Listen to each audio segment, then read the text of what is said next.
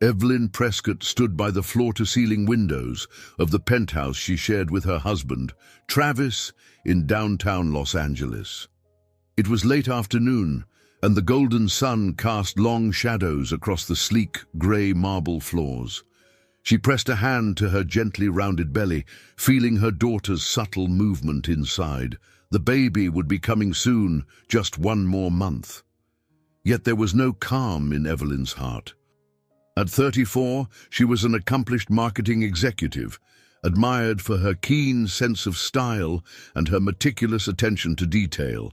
She typically wore tailored suits and carried herself with a composed confidence in any boardroom. But here, in the place that should have felt most secure, she couldn't shake her unease. A few feet away, Travis, a 40-year-old real estate mogul, scrolled through emails on his phone. His broad shoulders seemed permanently tense these days, and although he was in the same room, he felt miles away. His hair, once neatly kept with a casual elegance, looked slightly disheveled, as though he'd run his hands through it in frustration too many times. Even the lines around his hazel eyes looked deeper, etched with stress and preoccupation. "Are you ever going to look away from that screen?" Evelyn asked softly.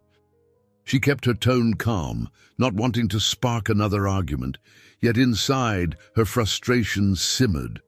Travis glanced up, a flicker of annoyance crossing his face. "I have important emails from Phoenix. We're close to finalizing a lucrative commercial property deal." His voice was firm, revealing a man accustomed to getting his way in negotiations. She crossed her arms, trying to keep her anger at bay. "You didn't even notice that our dinner got cold while you were on the phone." He shifted in his seat, placing the phone on the coffee table but keeping it face up, as though any second it might demand his attention again. "Sorry, I've just got a lot on my plate right now. It's not like I'm ignoring you on purpose." Evelyn breathed in carefully, trying not to let her emotions spill over. "When we got married, we used to talk about raising a family, building a life that included more than just work. But lately, it feels like all we ever discuss is your next big deal." Travis frowned. "It's not just my deal, Evelyn. The success of these contracts benefits us both. You know that. You're not the only one who has dreams and goals." She moved from the window to the couch, sinking onto the soft cushions. "I understand that, but we haven't spent any real time together in months. Our daughter will be here soon, and I'm worried you're not even thinking about how different life will be." He leaned forward, resting his elbows on his knees. "You're right. Things will change. But I need to ensure we have enough security for her future. I didn't have that growing up. Everything I've built is so I don't have to go through what I went through as a kid." Evelyn knew Travis's childhood had been rough. He'd hinted before at financial struggles and a father who was more interested in chasing deals than being present. Yet, ironically, Travis now risked doing the same to his own family. "Money is important," she said, "but she needs your presence more than your credit limit." An uncomfortable silence filled the living room, punctuated only by the muted hum of the air conditioner. The atmosphere felt stifling, and Evelyn's heartbeat accelerated. She wanted to hold him, to remind him of the warmth they once shared. But something in his demeanor signaled that he was too closed off, too tense. After several moments, he stood up. "I'm going to Phoenix in a couple of days to finalize the agreement. Maybe you could come with me if you want a change of scenery." His words came out half as an offer, half as a dismissive afterthought. Surprised, Evelyn considered it. It was rare for Travis to suggest she accompany him on business trips. Perhaps, in his own awkward way, he was trying to reconnect. "All right," she said, noticing the spark of relief in his eyes. "It might be good for us." He picked up his phone and took a call, waving her off politely as if to say, "Excuse me for a minute." She watched him pace across the room, voice low and urgent. Even in his apology, He was still tethered to the demands of his work. Evelyn sighed, hoping that this trip would give them a chance to break through the walls that had grown between them.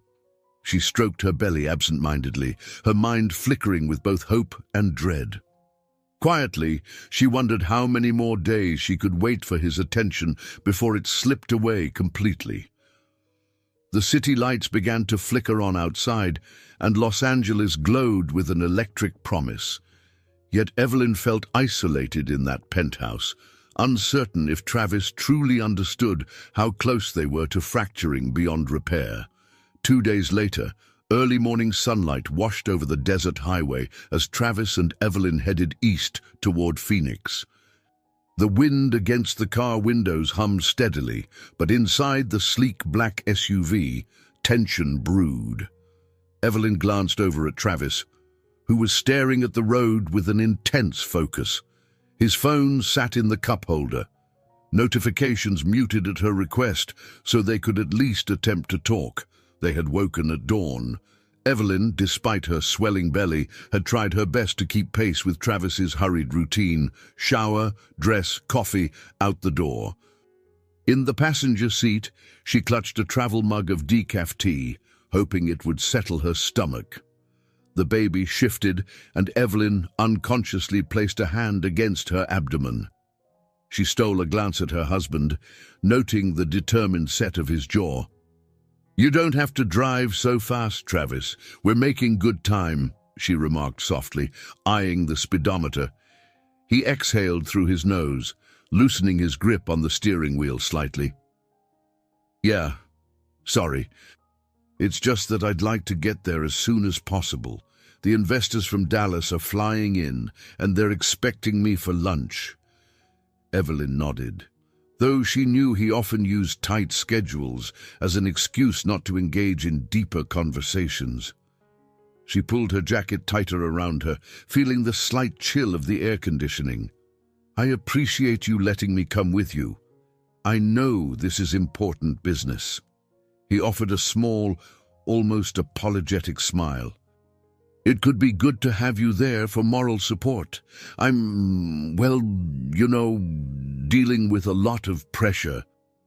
She turned her gaze out the window, watching the dusty landscape roll by. Sandy hills stretched into the distance, dotted by cacti standing like silent sentinels. "I'm sure you'll manage it," she said, trying to sound supportive. "You always do." They fell into silence again. The tension felt like a third passenger in the SUV, one that wouldn't leave until someone spoke the words that truly needed to be said. As the radio played a soft country tune, Evelyn finally summoned the courage to speak her mind. "I'm worried about us," she said quietly, her fingers fidgeting with the lid of her mug. "I don't know if you realize how distant we've been. I feel like I'm just tagging along in your life these days." He sighed, carefully changing lanes. "Evelyn, I'm not trying to ignore you. This is a critical time for my company. We've got a lot riding on these deals." "I know, but there's a critical time for us too," she insisted, meeting his eyes briefly. "Our baby is coming soon, and I'd like to think we're both preparing for that, not just me alone." Travis's shoulders slumped slightly. "I understand," he said in a subdued tone. "I really do. I'm trying. Maybe after this trip, I can take a few days off. We can get the nursery ready or something." Evelyn's heart tightened at the half-hearted promise, but she clung to any sign of change. "I'd like that. Even if it's just small steps, it'd help me feel less alone in this." The SUV rumbled over a rough patch of road, jostling them. Travis switched the radio off, as if needing full silence to concentrate. The desert scenery outside had a harsh beauty: red rock formations in the distance, sprawling cacti and shrubs in the foreground. It reminded Evelyn of how vast and isolating the world could feel when communication broke down. They passed a lone gas station with a faded sign for cheap coffee. She noted it but said nothing, focusing instead on the increasing warmth in her chest. Whether it was anxiety or the baby pressing upward, she couldn't quite tell. The seatbelt felt tighter around her now. She adjusted it, exhaling slowly to steady herself. Travis's phone buzzed in the cup holder. For a moment, he glanced at it, the corner of his mouth tightening. Evelyn's breath caught in her throat. She realized that the small piece they'd had was about to shatter, but instead of reaching for the device, he turned it face down. "You're right," he murmured, surprising her. "We need to spend some time together. After this meeting, let's find a nice place to have a proper meal." Despite the lingering strain, a sliver of relief broke through. Evelyn gave a tentative smile. "I'd like that. We could talk about the baby's name or something fun for a change." They drove on, the SUV's engine humming as the sun rose higher over the sprawling Arizona desert. In the distance, faint outlines of mountains marked their path. The promise of a quiet meal together felt like a small step toward reconnecting, but Evelyn couldn't fully silence the apprehension in her heart.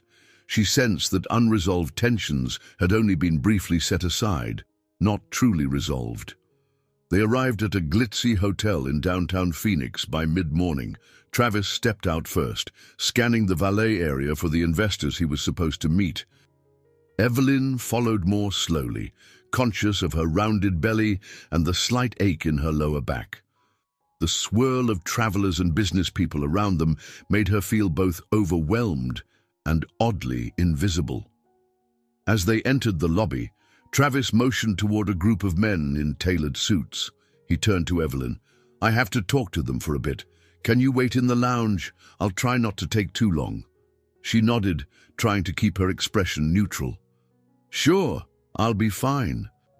"Take your time." Slipping into a plush armchair near a large indoor cactus arrangement, she watched Travis approach the group.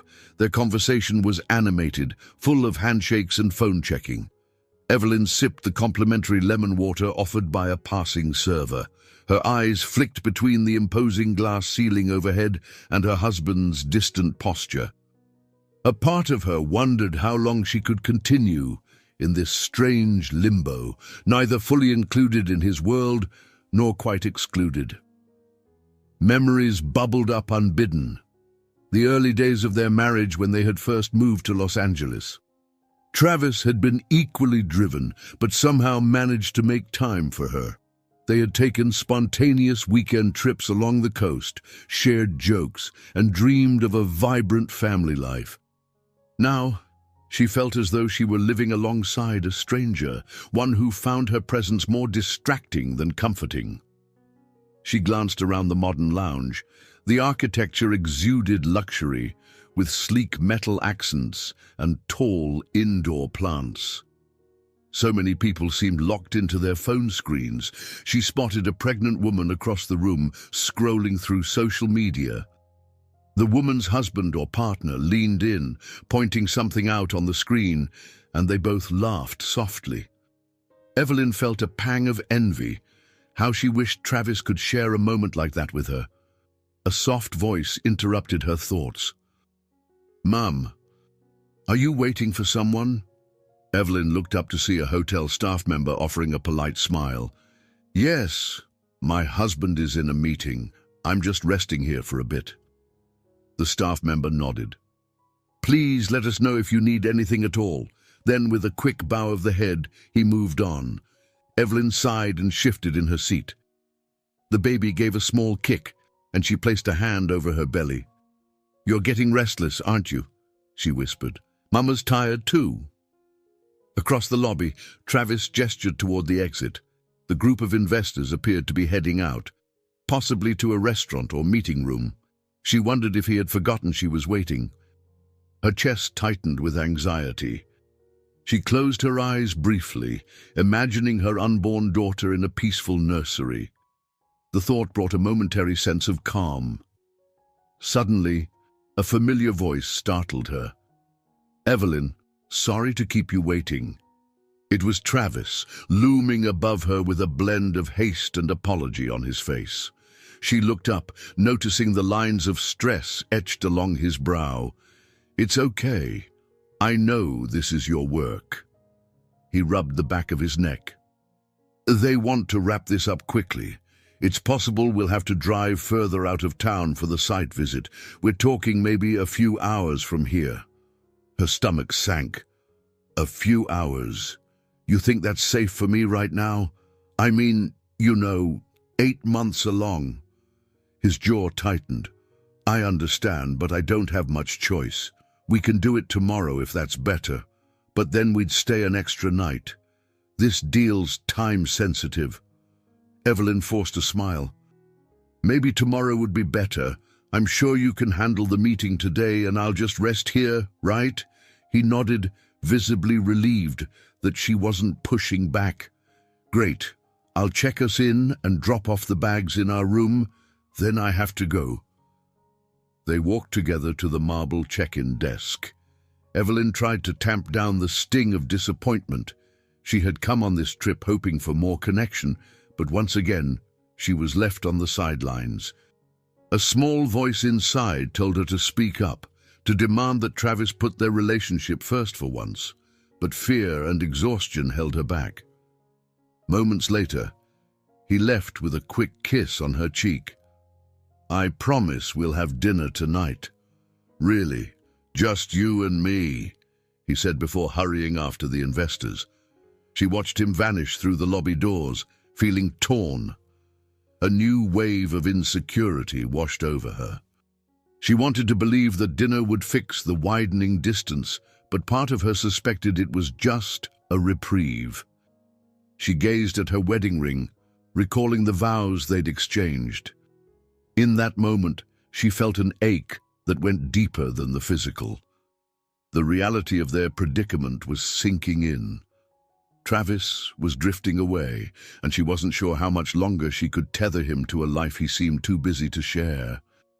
Evelyn woke up early the next morning in the hotel suite, her stomach turning in nervous flips. She'd slept fitfully, her mind troubled by swirling thoughts of her marriage. The baby's occasional kicks had kept her company, a tender reminder that she wasn't alone. Yet she couldn't ignore the loneliness that settled over her like a heavy quilt. Travis was already dressed, standing by the floor-to-ceiling window overlooking Phoenix's skyline. The morning sun painted the room in a warm glow, but Evelyn sensed his tension. She got up carefully, padding toward him in bare feet. "You're up early," she murmured. He turned, giving a half-smile. "Couldn't sleep. Today's site visit is crucial. If everything goes well, the contract's practically ours." Evelyn studied his face. She recognized the hardened gaze of a man, laser-focused on his goal. "So, it's still a few hours' drive?" He nodded, pocketing his phone. "Yeah, in the direction of Tucson's actually, some desert land with potential for a new commercial park. I've got my colleagues waiting in the lobby. We'll caravan over." She inhaled slowly. "And me? What do you want me to do?" Travis seemed torn. "I thought you might prefer resting here instead of bouncing over rough roads. It could be a long day in the heat." A twinge of frustration sparked in her. She was tired of being told to wait, to rest, to stay out of the way. "Honestly, I'd rather come along. I didn't travel all this way just to watch TV in a hotel room, unless you'd rather I not be there." He hesitated. "It's not that. I just worry about you. And the baby." Evelyn gave a slight nod. "I appreciate your concern, but I can handle it. Let me be with you today." Seeing the determination in her eyes, Travis relented. "All right. We should leave soon, though." By 7:30, they were back on the road, following 2 other vehicles through the rugged outskirts of Phoenix. Palm trees gave way to cacti, and soon the cityscape faded into wide stretches of dry, sun-baked land. The sky was an endless expanse of blue, the heat intensifying with each mile. Travis glanced at her as they drove. "Thank you for agreeing to come. I'm sorry if this hasn't been the best trip so far." Evelyn's grip on the seatbelt relaxed slightly. "I just want to feel like we're on the same path. You know, not just physically, but emotionally." He reached over, briefly squeezing her hand. "I hear you." They settled into a cautious silence. As they approached the desert site, Evelyn noted a rugged dirt road leading to a chain-link fence. Several men in button-down shirts were already there, chatting and pointing at printed site maps spread across car hoods. Travis parked, rolled his shoulders, and got out. Evelyn followed, shielding her eyes from the glare. The air was dry and hot, and she felt sweat forming at her temples. One of Travis's colleagues, a tall man with graying hair and an affable grin, walked over. "Travis, glad you two could make it." He smiled at Evelyn. "You must be Mrs. Prescott. We've heard great things about you. I'm Doug." She shook his hand. "Nice to meet you, Doug." She appreciated his warmth, a contrast to the stiff greetings she usually encountered. As Travis and the others discussed zoning regulations and environmental impact reports, Evelyn hovered at the edge of the group. Occasionally, Travis would glance her way as if checking on her, but his attention quickly returned to the conversation. She tried to focus on the details, picking up phrases like projection of revenue streams and road development costs. It was a stark reminder that her world was marketing campaigns and brand strategies, not land parcels and building permits. Time passed slowly under the relentless sun. Evelyn felt the baby move, and she pressed a hand to her abdomen, worried about dehydration. She took a seat on a nearby rock, sipping water from a bottle. The men continued their discussions, moving between vantage points on the dusty property. She watched Travis in the distance, noticing how passionately he spoke about the potential for this development. A pang of longing hit her. She wanted him to speak with that same fervor about their future as a family. After what felt like hours, Doug and Travis walked back toward her. Doug looked apologetic. "We'll be at this for a bit longer, but there's an air-conditioned diner a couple of miles down the main road. Would you prefer to wait there? I've got my Jeep if you need a ride." Travis spoke up. "That might be best, Evelyn. No need for you to stay out here the whole time." She felt a spark of annoyance, but forced a polite nod. "Okay, just don't forget about me," she said lightly, though her words carried a hint of sadness. Doug held out a hand to help her up, and she joined him in the Jeep. As they drove away, Evelyn glanced back at Travis.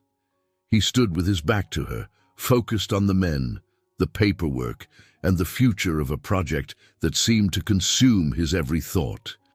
The diner might offer some relief from the heat, but it couldn't ease the growing heat within her heart, the burning question of whether Travis truly valued her needs or if his drive for success would eclipse everything else.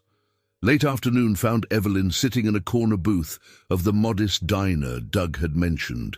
The place was a time capsule of mid-century Americana, with vinyl seats in bright red and vintage rock and roll tunes crackling through speakers overhead. She'd ordered an iced tea and a small sandwich she barely touched, more anxious than hungry. Through the window, she could see the blazing desert sun beginning its slow descent. Doug had been kind enough to escort her there. Then he quickly returned to the site, promising Travis would pick her up soon. That was nearly an hour ago. Evelyn tried to distract herself, fiddling with a napkin and flipping through local brochures stacked on the table.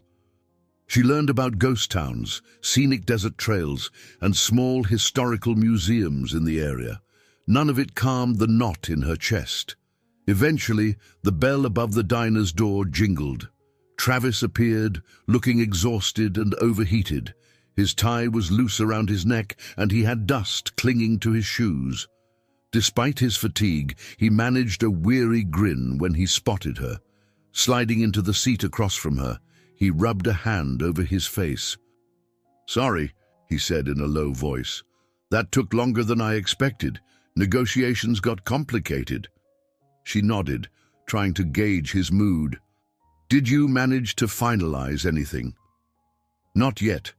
We'll probably have another round of talks tomorrow, but let's not talk about that now." His gaze softened momentarily. "How are you feeling? You've been out here in the desert for 2 days now." Evelyn forced a small laugh. I'm okay, just tired. The baby's been active. I wish I had the same level of energy she does. A waitress ambled over, placing a glass of water in front of Travis and topping off Evelyn's iced tea. Ready to order something else? She asked in a friendly drawl. Travis looked at Evelyn, a flicker of concern crossing his face. I could use some dinner, you. She shrugged. Sure, we can get something. Part of her wanted to seize this chance to talk, really talk, but she wasn't sure if this diner was the right place. Still, a semblance of normalcy might help. They ordered burgers and fries, a classic meal that felt oddly comforting in the humble diner setting. As the waitress left, Travis reached across the table, resting his hand over Evelyn's. She could feel a subtle tremor in his fingers. I know I've been pushing you away, he began quietly, but I'm not trying to ignore you. I'm scared. His admission startled her. Scared of what? He hesitated, glancing around as if the old vinyl seats might offer some clue. Of failing. Of not being the father or husband I'm supposed to be. I grew up watching my dad chase business deals, always telling me it was for my future. But he never had time for me. I swore I'd be different, yet here I am doing the same thing. Evelyn swallowed, her eyes stinging with emotion. Then why do it? He exhaled, releasing her hand to run his fingers through his hair, because I also remember what it was like not having enough. There were times we couldn't pay rent. The idea of my own daughter going through that, I can't bear it. So I push myself to ensure she'll never have to. She reached out, taking his hand again, gentler this time. Travis, I get it. I really do. But if you never come home in time to see her first steps, or if you never listen to her stories about school, you'll be making her feel exactly how you felt, ignored and left behind. He nodded, eyes downcast. I don't want that. Maybe it's become a habit, running so hard I can't slow down. It's like I'm on this treadmill and I don't know how to jump off without falling. Their food arrived, steaming and tempting, but both of them were too absorbed in the conversation to take more than a few bites. Evelyn's heart softened. She believed, for the first time in a long while, that he wanted to bridge the gap between them. Outside, the sky began to bleed oranges and pinks, the diner's fluorescent lights flickering on. Evelyn exhaled slowly, feeling the tension in her shoulders ease. Maybe tomorrow, after your next round of talks, we can take a drive somewhere in the desert. No business talk, just you, me, and the baby. Even if it's just an hour, I'd like that. He squeezed her hand gently. That sounds good. I want that too. The faint strains of an old rock ballad floated through the diner, creating a gentle backdrop for this intimate moment. Evelyn let her eyes linger on Travis's face, hoping he would truly keep his promise. She wasn't certain what tomorrow might bring, but for now, it felt like they had taken a small step toward each other, a tentative move into unknown territory where their relationship could either heal or fracture further. The day's heat clung to them, but a cool undercurrent of possibility flowed between them, weaving together threads of hope in the quiet desert evening. Evelyn awoke with a nagging sense of unease. The Arizona sunlight cut through the thin curtains of the motel room, revealing a modest space, a worn carpet, a small table near the window, and walls painted a dull beige. Her gaze landed on Travis, who was already up, pacing in the limited space with his phone pressed to his ear. She could see tension in his furrowed brow, and every so often he glanced at her apologetically. All right, he spoke into the phone. Just hold off finalizing anything until I'm back in L. Hey, he ended the call, exhaling. That was my office. There's a delay on a deal I'm working out. We might need to get back sooner than planned. Evelyn swallowed her disappointment. She'd hoped for a calmer day, maybe a drive through the desert just for them. Instead, business was creeping in again. So, what now? She asked, sitting up and carefully shifting pillows behind her for support. "We head back toward Phoenix," Travis said. "We can still swing by that property for a quick look. Then we'll cut the trip short." She pushed the covers aside and stood, resting a hand on her belly. "I'm almost afraid to ask, but do you have any time to spare for breakfast?" He nodded. "I have to gas up the SUV so we can grab something on the way. Let's try not to waste too much time." She noted a hint of genuine regret in his voice. Maybe he realized how often he rushed her lately. An hour later, they were on a lonely stretch of highway. The desert rolled out around them in every direction, cacti and scattered rocks baking under a harsh sun. As the fuel gauge dropped, Travis pulled into a small, run-down gas station. Its ancient pumps and a single, creaky awning told Evelyn this wasn't a typical chain stop. A sign reading "Joe's Gas and Service" hung unevenly near the door. She got out, stretching her legs, the heat wrapped around her like a heavy blanket. Travis headed inside to pay, leaving Evelyn in the shade of the awning. A radio from within played soft country music. A moment later, a man in his 60s emerged. He wore a faded denim shirt and a broad-brimmed hat that shielded tanned, weathered features. "Morning, ma'am," he greeted with a friendly nod, turning to fill the SUV's tank. "You folks passing through?" Evelyn smiled politely. "We're on our way back to Phoenix, actually." She noticed his name tag said Joe. "It's pretty quiet out here," Joe chuckled. "Sure is. Times changed, though. Used to get more travelers before the new highway diverted traffic." He studied her carefully, noticing her pregnancy. "Long drive for someone expecting a little one." She let out a small sigh. "It is, but my husband has business obligations. I'm just trying to keep up." Joe nodded thoughtfully. He glanced toward the station's window, where Travis stood on his phone again, appearing tense. "Sometimes men forget what matters most, caught up in their own heads. They can't see what's right in front of them." Evelyn's cheeks warmed, surprised at the man's perceptiveness. "Yeah," she said softly. "I guess we're both feeling some pressure." He finished at the pump, wiping his hands on a rag. "Pressure can make us do foolish things if we're not careful. Take it from me, I've been there." At that moment, Travis stepped out, pocketing his phone. "Ready to go?" he asked, offering her a small smile. Then he turned to Joe with a polite nod. "Thanks. Keep the change." Joe tipped his hat. "You folks drive safe. And remember, sometimes a little patience goes a long way." Evelyn felt a strange pull toward his words, a hint of wisdom that comforted her in a way she couldn't quite explain. She gave him a slight wave, stepping back into the SUV. As Travis pulled away, she looked over her shoulder, seeing Joe watching them leave. There was a knowing kindness in his gaze, as though he sensed tension that ran deeper than an ordinary traveler's pit stop. They headed down the highway, the sky a brassy blue overhead. Inside the car, Evelyn tried to share Joe's remark. "That man back there reminded me a bit of my grandfather, always offering folksy advice." Travis flicked on the air conditioner. "I guess he's used to seeing all sorts come through his station," he said absently, his mind seemingly elsewhere. Evelyn studied him. "He mentioned patience. He said it can make all the difference." Travis drummed his fingers on the steering wheel. "Maybe he's right. I'm just feeling the clock ticking. We have to figure out so much before the baby arrives. Housing expansions, finances, everything." She nodded, recognizing the familiar wave of frustration rising in her chest. "I'm well aware we need stability. But have you considered that I might need your emotional support more than any fancy addition to the house? Sometimes I wonder if you see how hard this pregnancy has been on me." His expression hardened. "Of course I care. I'm doing this for us. You think it's easy for me to juggle everything?"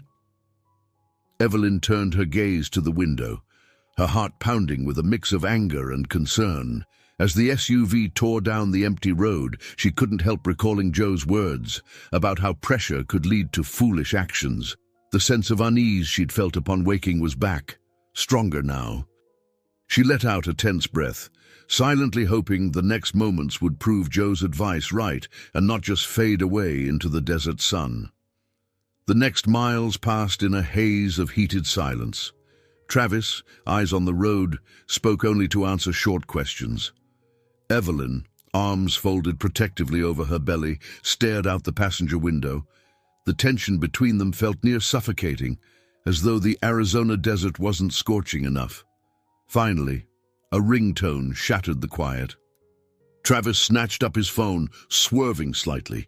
Evelyn's heartbeat quickened, but she gritted her teeth. "Travis, watch it." He ignored her caution, muttering something into the phone. From what she could glean, the call was about the delayed Los Angeles deal. The conversation escalated, and Evelyn could hear him defending himself aggressively. "I'm doing all I can here," he snapped. "But if those investors want to back out, then—" He stopped mid-sentence, listening, jaw clenched tight. When the call ended, he hurled the phone onto the console with a heavy sigh. "Unbelievable," he grumbled. "Everything's falling apart at once." Evelyn tried to keep her voice steady. "Maybe we should pull over for a bit. You're driving too fast, and the stress isn't helping either of us." "I'm fine," he insisted, though his face told a different story. His eyes flicked to her and then to her belly. "I just need to cool off. Let's stop at the next station." She nodded, relief coursing through her. Another few miles flew by, and they spotted a lone gas station perched at the edge of a dusty side road. A battered sign advertised cheap gas and cold drinks in flaking letters. Travis pulled in, tires crunching on gravel. Inside the SUV, neither moved at first. Evelyn could sense Travis's frustration, a storm brewing behind his eyes. "Do you want anything?" she asked softly. "Water, maybe?" He let out a harsh chuckle. "No, thanks. I just need a moment to think." He turned the ignition off. Evelyn stepped out, wincing at the sudden heat assaulting her face. The station's rusted awning provided minimal shade. She trudged toward the door, noticing how empty the place looked. No other cars, no sign of life except a single, flickering neon sign in the window. Travis eventually followed, hands shoved in his pockets. "You know," he said, voice low, "it's bad enough this whole trip has been a headache, but now A is calling me back like I can just teleport." She tried to muster sympathy. "Travis, we all have to handle stress, but that doesn't mean you can shut me out.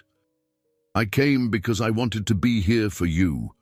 He scoffed. "And do what exactly? Criticize every time I check my phone?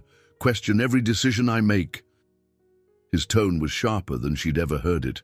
Evelyn felt a defensive anger rising. "This isn't about controlling your decisions. It's about feeling like I exist in your world. Lately, it's like you only see me as an inconvenience." "Inconvenience?" He shook his head, raising his voice despite the empty station. "You have no idea the weight on my shoulders. I'm trying to secure our future. I'm trying to be the provider I never had. Why can't you just—" She couldn't hold back anymore. "Why can't I just what, Travis? Stay quiet and watch you spiral into the same type of father you hated growing up, because you're too stubborn to see you're pushing me away?" He looked stunned by her words, and for a moment, Evelyn thought she saw a flicker of pain in his eyes. But pride won out. He glanced around the dusty station, then back at her, voice trembling with fury. "If you're so convinced I'm a monster, then stay here. I'm done with this conversation." Her jaw dropped. "Travis, don't be ridiculous. I'm 8 months pregnant, in the middle of nowhere." Without warning, he yanked open the driver's door and started the engine. "You think I'm playing games? Get in if you want, but if all you're going to do is lecture me, maybe we're both better off taking a break." For a moment, she froze, heartbreak and shock mingling in her chest. "Stop, please. Let's just talk this through." Instead of responding, Travis put the car in reverse.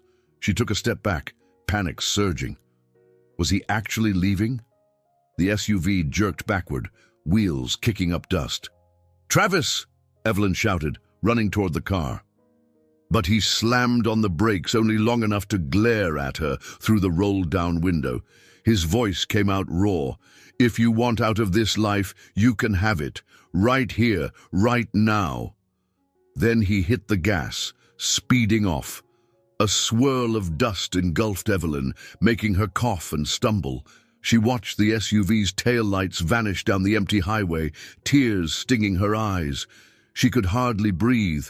Her husband, her partner of 5 years, had just left her stranded. Standing in the sweltering heat, Evelyn felt as though the desert sun had burned away every last shred of certainty. She was alone, pregnant, abandoned without resources. The reality of his decision hit her like a blow to the chest, and she struggled to draw a steady breath. In the distance, the wind hissed over the arid land, offering no comfort at all. Evelyn pressed a trembling hand to her mouth, her eyes fixed on the horizon. Travis's SUV was gone, leaving nothing but a trail of dust and heartbreak. The midday sun bore down relentlessly, the heat so intense she felt lightheaded. She forced herself to move toward the station building, heart pounding. Inside, a narrow store offered a few shelves of snacks, bottled water, and soda. An older woman wearing a worn blue apron stood behind a grimy counter, flipping through a dog-eared magazine. She looked up, startled at the sudden entrance. "Hello, dear," the woman said, eyeing Evelyn's tear-streaked face and visibly pregnant belly. "You all right?" Evelyn let out a shaky breath. "Not exactly. My husband just drove off and left me here." Her voice quivered, the gravity of the words still sinking in. The woman's eyes widened. "Lord have mercy. Are you serious?" She slid the magazine aside. "I'm Darlene. Honey, do you need a phone? Or maybe some water? You look pale." "Yes, please," Evelyn whispered. She took the offered bottled water and sipped, grateful for the cool liquid soothing her dry throat. "Thank you. I'm Evelyn." Darlene gestured to a stool near the counter. "Sit. Take a load off." Carefully, Evelyn perched on the stool, her back aching from stress and the baby's weight. "Do you have a phone I can use?" "My cell is in my husband's car and Evelyn's voice trailed off, realizing she had no way to contact Travis or anyone else. She didn't even have her purse. "Sure do," Darlene replied, pulling an ancient cordless phone from beneath the counter. "You can try calling someone, but there's a chance the line's spotty. Our service out here isn't the best." "We're about 30 miles from the nearest decent cell tower." Evelyn dialed her best friend's number in Los Angeles, her hands shaking. The call dropped after one ring. She tried again, only to hear static. Feeling desperation creep in, she handed the phone back. "It's not going through." "Figures," Darlene said. "That line's hit or miss. We get better reception a couple miles down the highway. But no, well, that's a ways to walk." Evelyn ran a hand over her forehead, trying to stay calm. A wave of dizziness passed through her, and she took another sip of water. The baby fluttered inside her, as if sensing her distress. Darlene eyed her with concern. "You might want to stay put until evening when it's cooler." "I don't see folks stopping here much since the bypass was built." Evelyn nodded slowly, her voice a near whisper. "I think I need to. I just don't know where I'll go after that." They were interrupted by the jingle of the glass door. A tall figure stepped in, wearing a familiar faded denim shirt and a broad-brimmed hat. Evelyn's eyes widened. She recognized him from a previous stop. It was Joe, the kindly attendant they'd met at another station. "Afternoon, Darlene," he said, tipping his hat before turning to Evelyn. Real worry creased his face. "I thought that car looked familiar, but I saw it speed off a ways back. What happened?" Evelyn swallowed, fighting tears. "Travis, he just left. We argued and he drove away. I'm stranded." Joe exchanged a shocked glance with Darlene, then laid a gentle hand on Evelyn's shoulder. "I'm real sorry to hear that. Here, let's not panic yet. Let's figure out a plan." He helped her to a small table by the window where she could sit more comfortably. Evelyn felt a flutter of relief that at least someone she'd spoken to before was here. There was a reassuring solidity to Joe. His calm, steady demeanor soothed her frayed nerves. Darlene joined them. "We've got a tiny back room you can rest in if you like, Evelyn. This store used to be a bigger operation, but now it's mostly just me and the occasional traveler." Evelyn dabbed at her eyes. "Thank you. I'm sorry to be such trouble." Joe shook his head. "Don't apologize. You didn't ask for this. Now, if there's anyone you can call, a friend, family, we can keep trying the phone, or we can see if I can drive you someplace, though my own station is on the other side of the county." She took a deep breath, considering her options. The thought of traveling hours in a random pickup truck made her uneasy, but so did the idea of staying put without resources. "I do have a friend in L.A., but I couldn't get through. Maybe we could try again later this evening." "Of course," Darlene said. "In the meantime, you just rest. We'll figure something out." Evelyn nodded, exhaustion washing over her. Everything felt surreal. Less than an hour ago, she'd been at Travis's side, albeit in conflict. Now, she was in a musty desert station, leaning on the kindness of strangers. She wondered if Travis would come to his senses and return. But as she stared out the window at the endless stretch of road, doubt gnawed at her. For now, she was in a world she never expected, one without the safety net of her husband's presence or the comforts of their life in Los Angeles. Evelyn followed Darlene into the small back room of the gas station, a storage area filled with old boxes and dusty shelves. The woman cleared a space on a rickety cot, placing a folded blanket for extra padding. "It's not the Ritz," Darlene said with an apologetic shrug, "but at least you can lie down for a bit." "Thank you," Evelyn murmured, lowering herself onto the makeshift bed. The baby gave a strong kick, almost as if protesting the cramped conditions. She winced. "He's feisty today." Darlene eyed Evelyn's stomach with a gentle smile. "That's good. Means she's healthy." Joe appeared, carrying a small plastic bag. "I found some juice and a couple of granola bars. Might help keep your energy up." He offered them to Evelyn, who accepted gratefully. "Thank you both," she said quietly. She hadn't eaten much since the night before. Between the emotional upheaval and the heat, her appetite had vanished. Still, she forced herself to sip the juice. She needed strength, especially with the baby so close to term. Joe leaned against a metal shelf. "I gotta head back to my place soon. My station won't run itself, but I can come back later if you'd like a ride somewhere. Not sure how far we can get with your condition, though." Evelyn's mind buzzed with questions. Where could she go? She had no money, no phone, and no real plan. "I'm not even sure what the next step is," she admitted. "Maybe I can reach my friend in L.A. and have her wire something or drive out here." Darlene nodded. "You can stay as long as you need. There's not much traffic, so it won't be too noisy, but it also means there aren't many folks around. If you want, I can ask around the few regulars we get, see if anyone's heading toward Phoenix or L.A." Evelyn tried to muster a grateful smile. "You've already done so much." "I appreciate it." Joe checked his wristwatch. "I can come by at sundown. If you haven't made other arrangements, we'll figure something out." She nodded, a fresh wave of relief washing over her. She recalled how comforting Joe's presence had been at the other gas station. There was something almost paternal about his concern. After exchanging numbers with Darlene, just in case the phone line cooperated, Joe tipped his hat and stepped out. As the day stretched on, Evelyn drifted in and out of restless sleep, her body depleted from the emotional ordeal.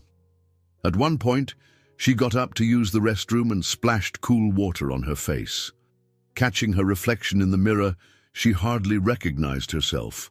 Her eyes were puffy from crying, her cheeks pale.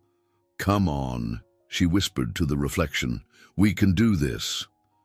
In the late afternoon, a rumble outside signaled the arrival of a truck.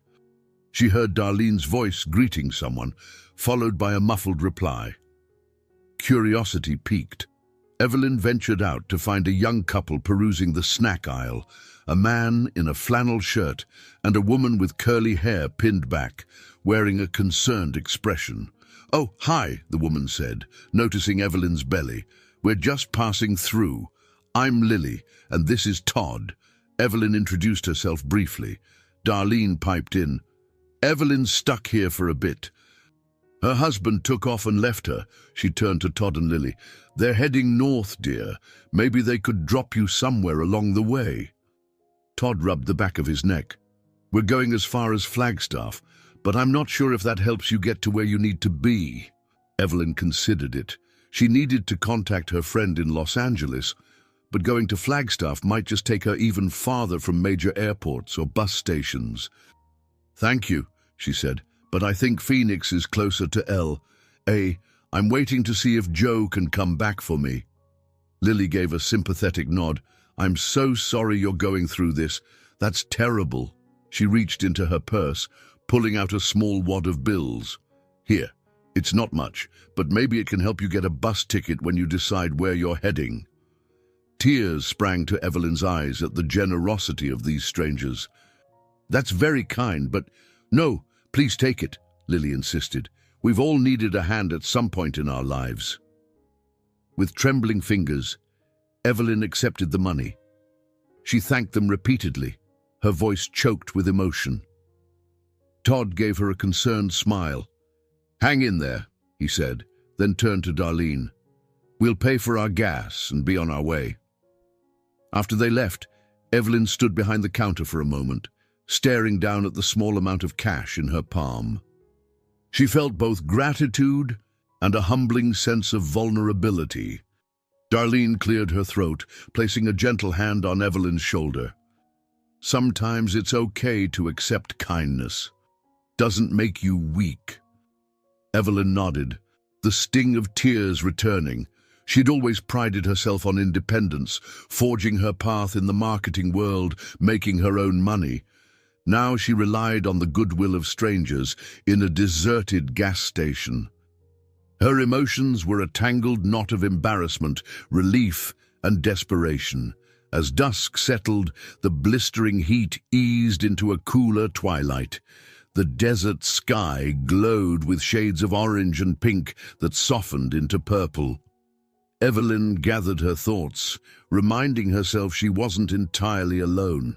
She held a flicker of hope that Joe's return, or a decent phone connection, would offer a way forward. The uncertainty weighed on her, but for the moment, she was safe. That had to be enough. Just as the sun dipped below the horizon, headlights cut across the deserted station lot. Evelyn looked up from the chipped formica table where she sat with Darlene. She recognized Joe's truck pulling in, but behind it was an older RV that parked a short distance away. Its engine rumbled, then fell silent. Joe walked in, dusting off his denim shirt. "Evening, ladies. Everything all right?" Darlene gave him a relieved smile. "We're fine." Evelyn's been holding up, but she's been anxious, waiting to see what her next move might be. Evelyn rose from the table, careful not to strain her back. "Did you come to check on me?" Joe nodded. "Sure did. And I might have brought some help." He gestured toward the RV, from which an elderly couple emerged. The woman, wearing a floral blouse, waved cheerfully, while the man, in well-worn khakis, offered a friendly nod. "Meet Margaret and Henry Carter.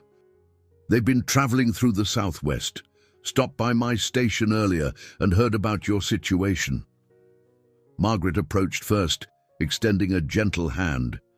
"Evelyn, dear, we're so sorry to hear what happened. Joe told us you're trying to get back to Los Angeles, or at least find safe lodging." Henry, a tall man with kind eyes, gave a soft smile. "We've got some space in our RV if you'd like to join us for a bit. We'll be heading toward Phoenix tomorrow, then further west." Touched by their generosity, Evelyn blinked back tears. "I don't know what to say. You hardly know me." Margaret exchanged a glance with Henry. "We've been married nearly 50 years. We've seen our share of ups and downs, and we know how important a little help can be at times like these. We're not fancy, but our RV is comfortable and safe." Evelyn hesitated, recalling how Lily and Todd had also offered assistance earlier.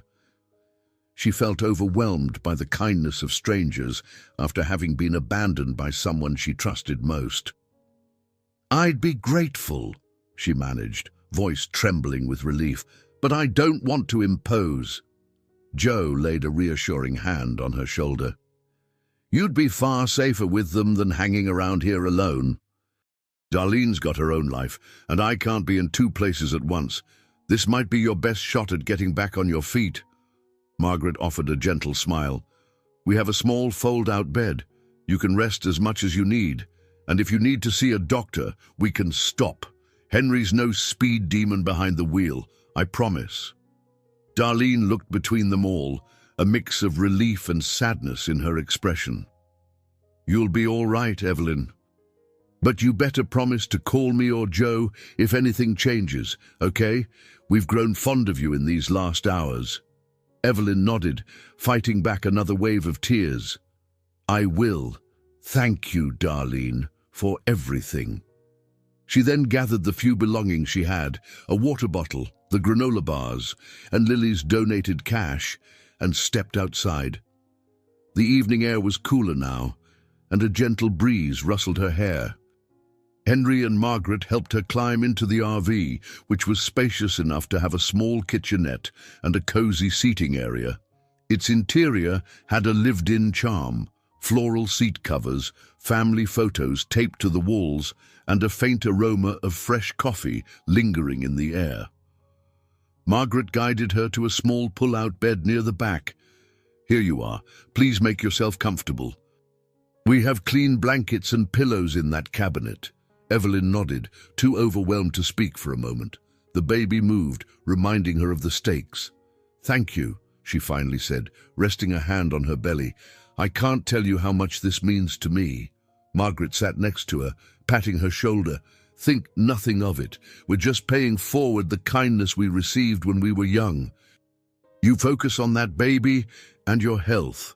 Henry maneuvered into the driver's seat while Joe chatted with him through the open window. Outside, Darlene waved goodbye. Then the RV's engine rumbled to life. Through the windshield, the desert stretched endlessly, darkening under the starry sky. Evelyn leaned back against the cushions, letting out a slow breath. As they pulled away, Margaret asked gently, "Would you like to talk about what happened?" "Sometimes sharing helps." Evelyn felt the knot in her throat tighten. "I'm still trying to process it. Travis and I, well, it's been strained for months. He's so focused on his real estate deals, and I'm just overshadowed by it all. But I never imagined he'd do something like this." Henry spoke from the driver's seat, voice carrying a reassuring warmth. "He must have been under a lot of stress, but that doesn't excuse leaving you behind. Especially not at 8 months pregnant." Evelyn's eyes welled. "I keep wondering if he'll regret it, if he'll come looking for me. But how do I forgive something like that?" Margaret handed her a tissue. "You don't have to have all the answers tonight. Just know we'll help you however we can." Touched by their compassion, Evelyn let a few tears slip. She realized she wasn't ready to give up on everything she and Travis had built, but also that something fundamental was broken. The relief of having somewhere safe to rest soothed the immediate panic, yet uncertainty loomed. The RV rumbled along the quiet highway, headlights carving a path through the darkness. Outside, the desert seemed endless and mysterious, a stark contrast to the posh Los Angeles life Evelyn had grown used to. But in the gentle company of Margaret and Henry, she felt a glimmer of hope, a reminder that not all in the world was harsh or unkind. By midday of the following day, Henry carefully navigated the RV down a narrow street in a small Arizona town. The place had a quaint charm, dusty sidewalks lined with potted cacti, a faded mural on a cafe wall, and a single traffic light that blinked yellow. Margaret explained that they'd planned to stop here for supplies before continuing on to Phoenix. Evelyn peered out the window, feeling a measure of calm after a decent night's sleep on the RV's fold-out bed. They parked outside a modest motel, a sign advertising vacancy in flickering neon. "We could stay here one night," Margaret suggested, stepping down from the RV. "Maybe see if there's a better phone connection so you can reach your friend." Henry helped Evelyn out, offering his arm for support. "Careful on that step, don't rush." Evelyn smiled gratefully. She appreciated how protective they were. But a pang of sadness reminded her that these gestures should have been Travis's. "Thank you," she said quietly. The motel's lobby smelled of stale coffee and warm air freshener. A middle-aged woman with dyed red hair stood behind the counter, arms folded. Her name tag read, "Lisa." She eyed them warily. "Can I help you folks?" Margaret spoke up, voice kind. "We need a room or two, if you have any available."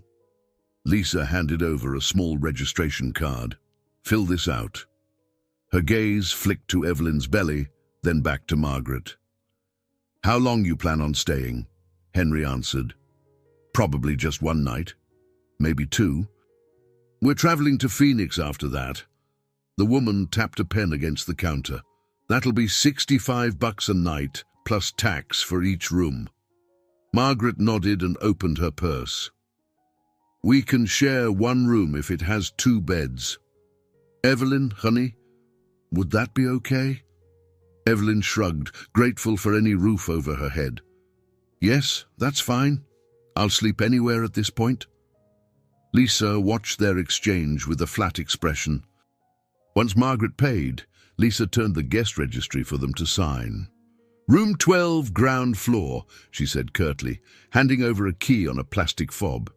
"Checkout's at 11 sharp." Margaret forced a polite smile. "Thanks," she said, leading the way out of the lobby. Outside, the midday sun was bright, though not as scorching as the day before. They found room 12 at the end of a narrow hallway, its windows facing a dusty parking lot. Inside, the room was cramped but relatively clean. 2 double beds, a small table, and a battered dresser with an aging TV perched on top. Henry set down his duffel bag and sighed. "Home, sweet home. For now. Margaret and I can take the bed by the door. Evelyn, you can have the other one."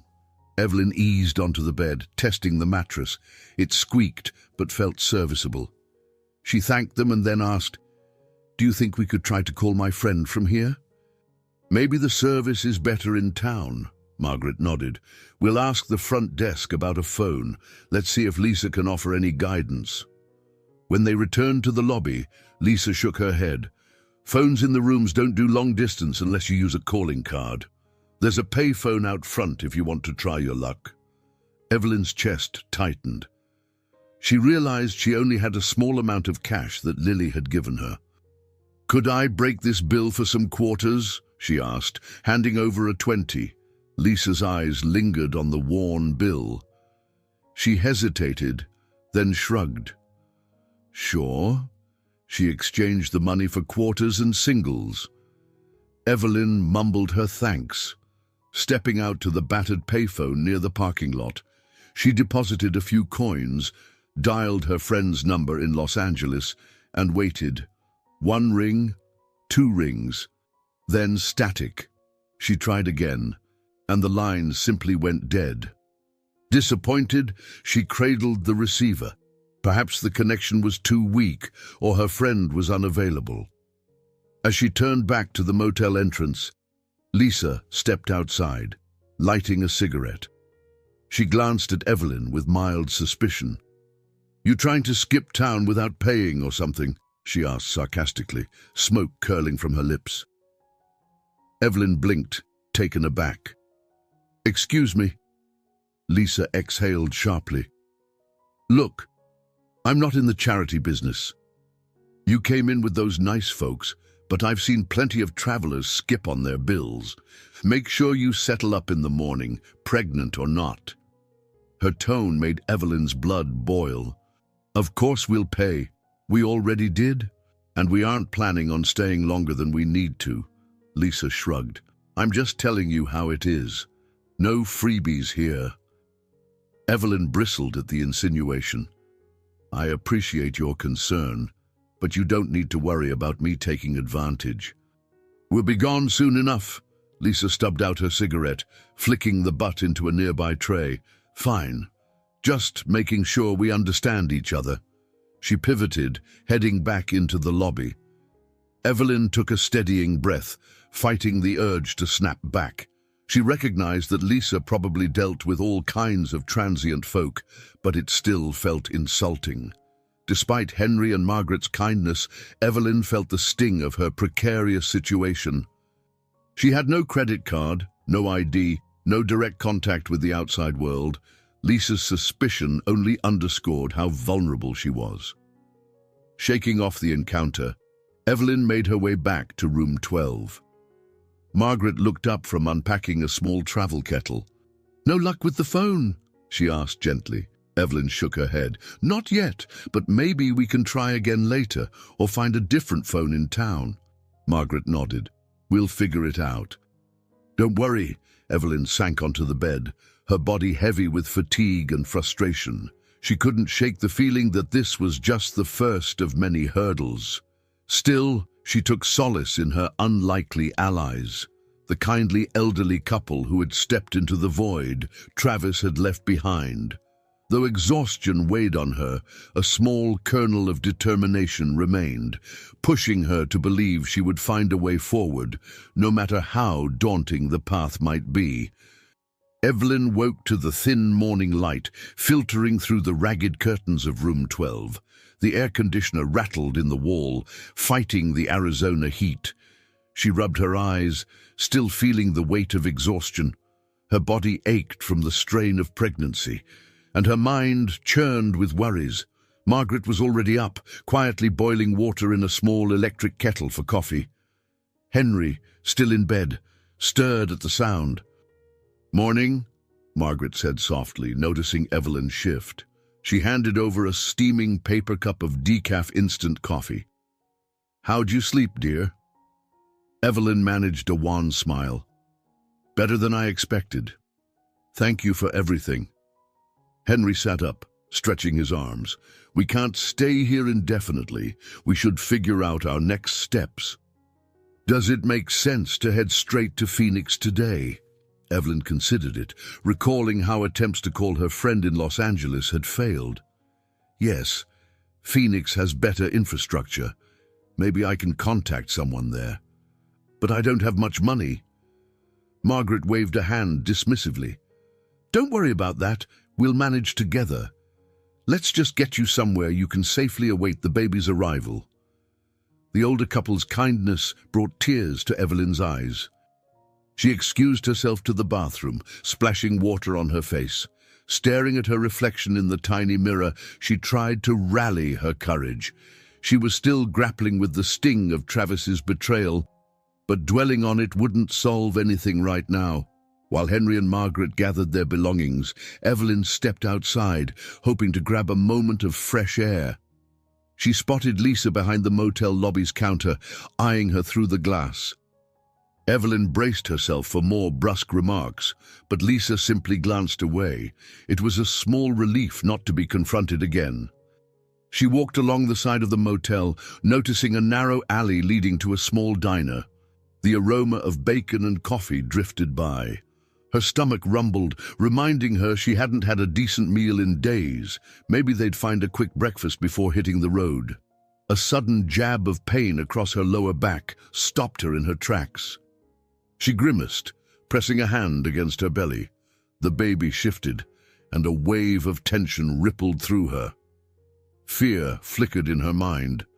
Was she going into labor early, or was it just another Braxton Hicks contraction? She stayed still, breathing slowly until the discomfort passed. Returning to the room, she found Margaret by the bed, folding blankets. Henry was placing their small suitcases by the door. "You feeling okay?" Margaret asked, concern evident in her voice. "I'm fine," Evelyn murmured, not wanting to worry them, just a bit sore. Normal pregnancy stuff. They decided to check out and find a quick breakfast on the main road. Lisa barely looked up as they turned in their key. The final bill settled. They left the motel behind without fanfare. Outside, Henry guided Evelyn into the RV while Margaret climbed into the front passenger seat. Moments later, they were pulling onto the street, the sun glinting off the RV's windshield. As they rolled through the modest town, they spotted a tiny diner with a flickering neon sign reading "Rubies." Inside, it was charmingly outdated. Vinyl booths, a long counter with spinning stool, and walls adorned with photos of the Grand Canyon. A waitress named Delia greeted them with a friendly smile. Margaret and Henry ordered coffee, while Evelyn hesitantly asked for orange juice and a light breakfast. "How about scrambled eggs and toast?" Delia suggested. "That sounds good," Evelyn replied, realizing just how hungry she was. She noticed Delia's sympathetic glance toward her pregnant belly. Surrounded by the cheerful hum of the morning crowd, Evelyn let a sliver of normalcy sink in. Once the food arrived, they ate quietly, each lost in thought. The baby kicked again, this time without the sharp edge of pain.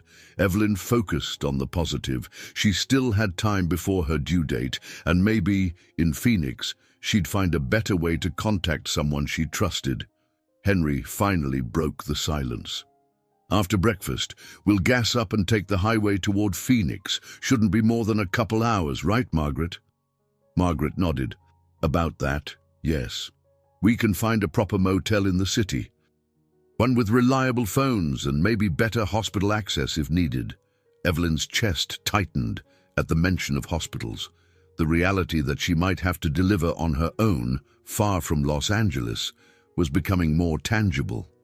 Still, she forced a small smile. "Let's do it. Thank you both."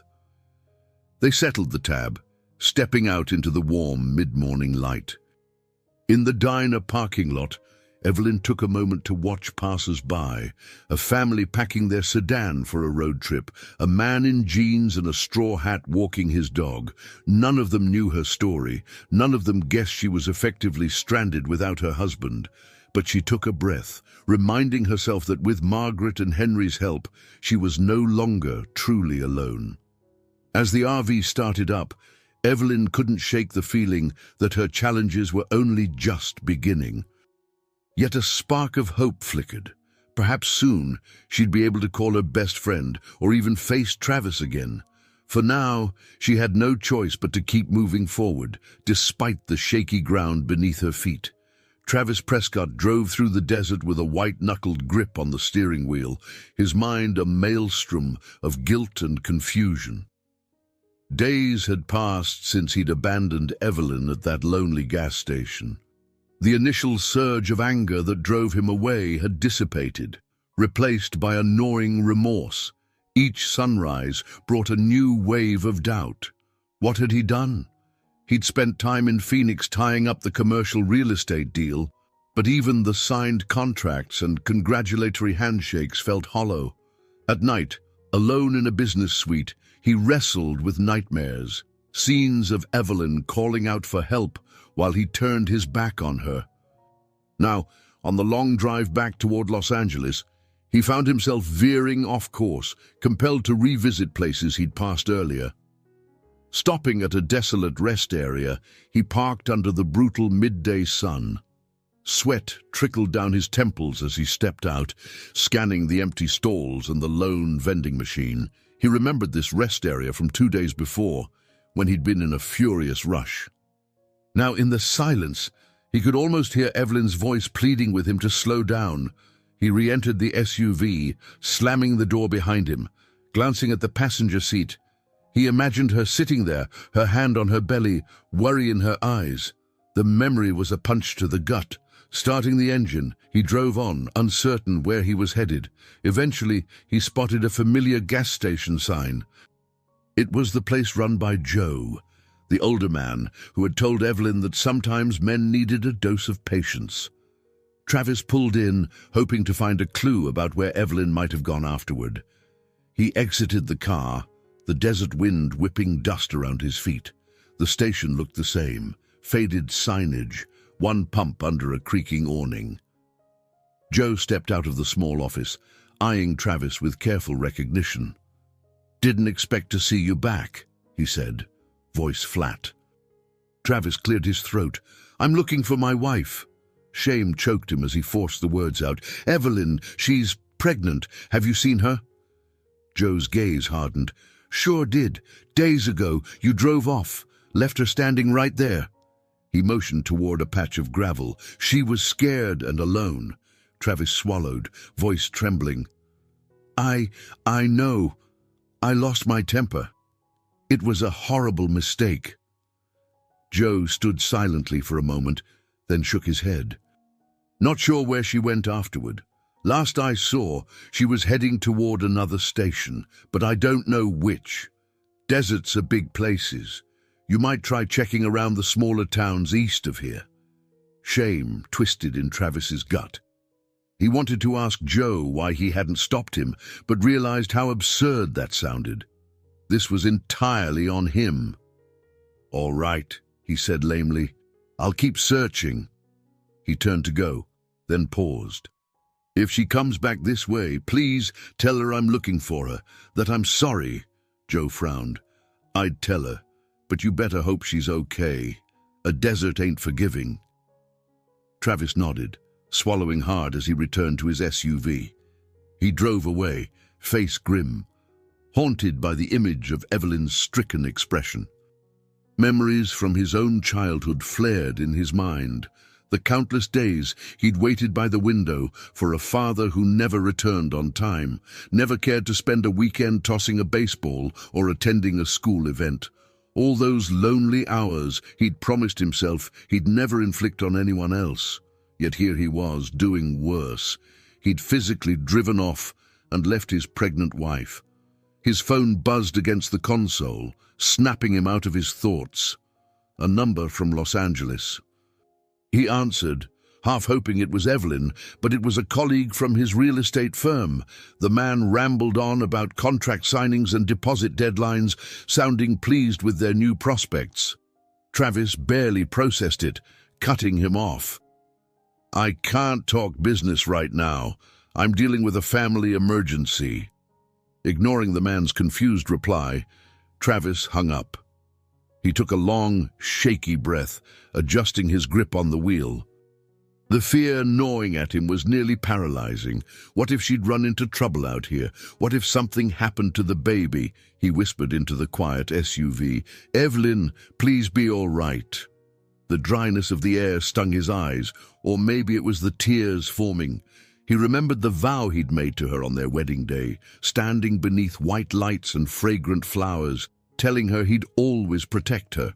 Instead, he had become the very source of her greatest risk.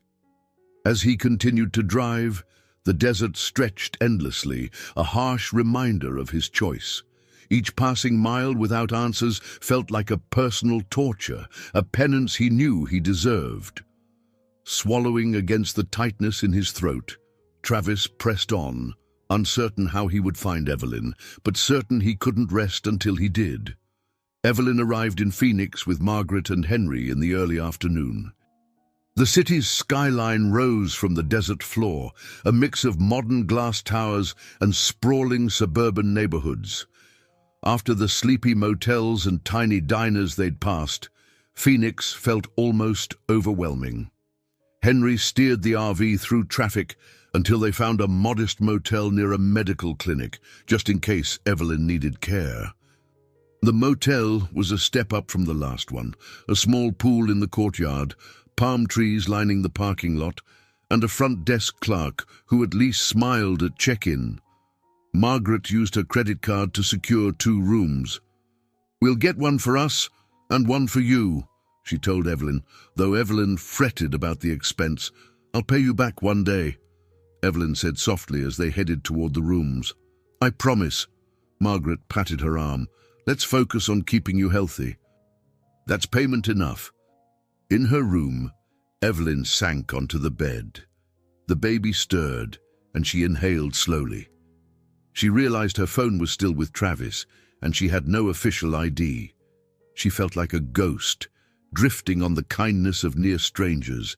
Desperate for a sense of control, she headed outside, determined to find a payphone or somewhere she could make a long-distance call. Margaret joined her, worried about letting Evelyn wander alone. They walked a few blocks under the searing sun, eventually locating a small strip mall with a grocery store. Inside, cool air greeted them. Near the exit stood a line of vending machines and a payphone tucked against the wall. Evelyn felt a spark of hope. She dug out the quarters she had left and dialed her best friend, Tara, in Los Angeles. 1 ring. 2. "Hello," came a familiar voice. Relief washed over Evelyn so powerfully that she almost dropped the phone. "Tara, it's me," Evelyn managed, tears pricking her eyes. "I'm calling from a payphone. I don't have my cell." "Evelyn, where are you? I've been worried sick." Tara sounded alarmed. "Travis called me a couple of days ago, but I couldn't get details from him. He was frantic, said he was looking for you. What's going on?" Evelyn's breath hitched, so Travis had tried to reach out. "He left me in the Arizona desert. Tara. We had a huge fight and he just drove off. But I'm safe now. This couple found me, and I'm in Phoenix for the moment." "Oh my God," Tara gasped. "Are you okay? The baby?" "We're hanging on," Evelyn said, glancing at Margaret for reassurance. "But I need help. I don't have money, no ID, nothing. Can you wire me some funds or come here?" "Of course," Tara agreed without hesitation. "Tell me where to send it. And I'll pack a bag if you need me to come out there." With Margaret's help, Evelyn relayed the motel's name and address. Tara promised to do whatever necessary to help Evelyn get home safely or to prepare for the baby's arrival. They ended the call with mutual relief, though Evelyn's heart still pounded from the adrenaline rush. At least now she had a lifeline. Margaret embraced her gently. "That's wonderful news. You have someone you can rely on." "You'll be back on your feet soon." Evelyn wiped her eyes. "Thank you for coming with me, for everything. I can't believe how quickly my life turned upside down." They purchased a few groceries before heading back. Once at the motel, Henry greeted them with a concerned expression. "Everything all right?" Evelyn recounted the call with Tara. Henry smiled, relief on his face. "Good. That's a step in the right direction." But as evening closed in, Evelyn felt herself battling a storm of emotions. She paced outside her room, too restless to sleep. The lit pool in the courtyard shimmered, and she watched a few guests splashing and laughing, seemingly without a care. Her mind returned to Travis. His frantic call to Tara proved he was feeling remorse, maybe even fear. She sank into a plastic chair near the pool, the evening air warm against her cheeks. Could she forgive him if he found her? Could she trust him not to abandon her again? The sting of betrayal ran deep. Yet she also felt the gnawing worry that something was happening to him, that maybe he was as lost as she was. Margaret came out, placing a hand on Evelyn's shoulder. "Honey, try to get some rest. Stress isn't good for you or the baby." Evelyn nodded, though she couldn't quiet the tumult in her mind. "I'll try." "Thank you." In the quiet of her motel room, She lay on the bed, recalling the promise Travis had once made, that he'd do anything to protect their family. Now, on the brink of motherhood, she was uncertain if that promise could ever be trusted again. She stared at the ceiling until her eyelids grew heavy, haunted by the memory of that deserted gas station and the swirl of dust left in Travis's wake. Despite her exhaustion, she feared that this heartbreak was far from over. Morning light peeked through the curtains, and Evelyn woke to the sound of her phone ringing. Confusion hit her. She didn't have a phone. Then she remembered Margaret had given her an old cell she rarely used, topping it up with prepaid minutes. Heart fluttering, Evelyn fumbled for the device on the bedside table. "Hello?" she said, voice thick with sleep. "Evelyn, it's Tara," came the relieved response. "I've got the money wired to a Western Union near you. I texted the address to Margaret's phone last night when you didn't pick up. You should be able to pick it up today." Evelyn pressed a hand to her chest, grateful tears threatening. "Thank you. I can't tell you what this means." "Don't worry about that. Just focus on taking care of yourself. I've been trying to call Travis, but he's not answering now. He seemed desperate the last time we spoke, though." Evelyn's breath caught. "So he's still looking?" "That's what he said. He was babbling about checking every gas station and hospital between Phoenix and L.A. Maybe he's on the road," Tara offered, sounding uncertain. They chatted briefly, then ended the call with promises to stay in contact. Evelyn sat up, feeling a flicker of hope. With funds wired, she could afford the basics, maybe even a flight home, though the idea of traveling so close to her due date was daunting. Later, she joined Margaret and Henry in the motel lobby, explaining the plan to collect the wire transfer. Henry offered to drive the RV there. "We'll make a day of it. Maybe find you a decent meal afterward," he suggested kindly. They wound through Phoenix's busy streets, the RV drawing occasional curious glances. Eventually, they reached a small grocery store with a Western Union counter. Evelyn took a deep breath, stepping inside. The process of claiming the money was straightforward, and a wave of relief hit her when the clerk handed her the funds. For the first time in days, she had some semblance of independence. Back in the parking lot, she thanked Margaret and Henry profusely. "I can repay some of your kindness now," she said, holding out a portion of the cash. "For gas, food, the motel, everything." Margaret gently closed Evelyn's hand over the money. "Use that for your baby. If there's extra, then you can treat us to a meal, but we'll handle the rest. Understood?" Overwhelmed by emotion, Evelyn teared up but nodded. "I can never repay you fully. I hope you know that." They stopped at a local diner, this one bustling with business people and families. It was worlds apart from the remote truck stops where Evelyn had been stranded. Over scrambled eggs and toast, Evelyn checked Margaret's phone for flights to L.A. She found several, but a wave of uncertainty washed over her. Would she be safe to fly at 8 months pregnant? Would Travis even be there if she arrived? Henry noticed her frown. "You don't have to decide this second," he counseled. "Maybe talk to a doctor, see if it's safe." Evelyn agreed, appreciating his calm logic. "And then there's the question of whether I should even tell Travis I'm coming back. Part of me wants to see him face to face, but part of me is—" She hesitated, tears threatening. "I'm afraid of being hurt again." Margaret reached across the table, squeezing her hand. "Take one step at a time, dear. For now, let's see about finding you some prenatal care here or a quick checkup. You've been under so much stress." A small spark of determination lit in Evelyn.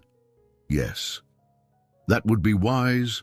They asked the waitress for directions to the nearest clinic, and soon after, Henry piloted the RV into a sprawling medical district. They found a women's health clinic that accepted walk-ins, though the wait time was lengthy. Evelyn sat in the waiting room, the hum of fluorescent lights overhead, flipping through dog-eared magazines. Margaret waited beside her while Henry found a place to park.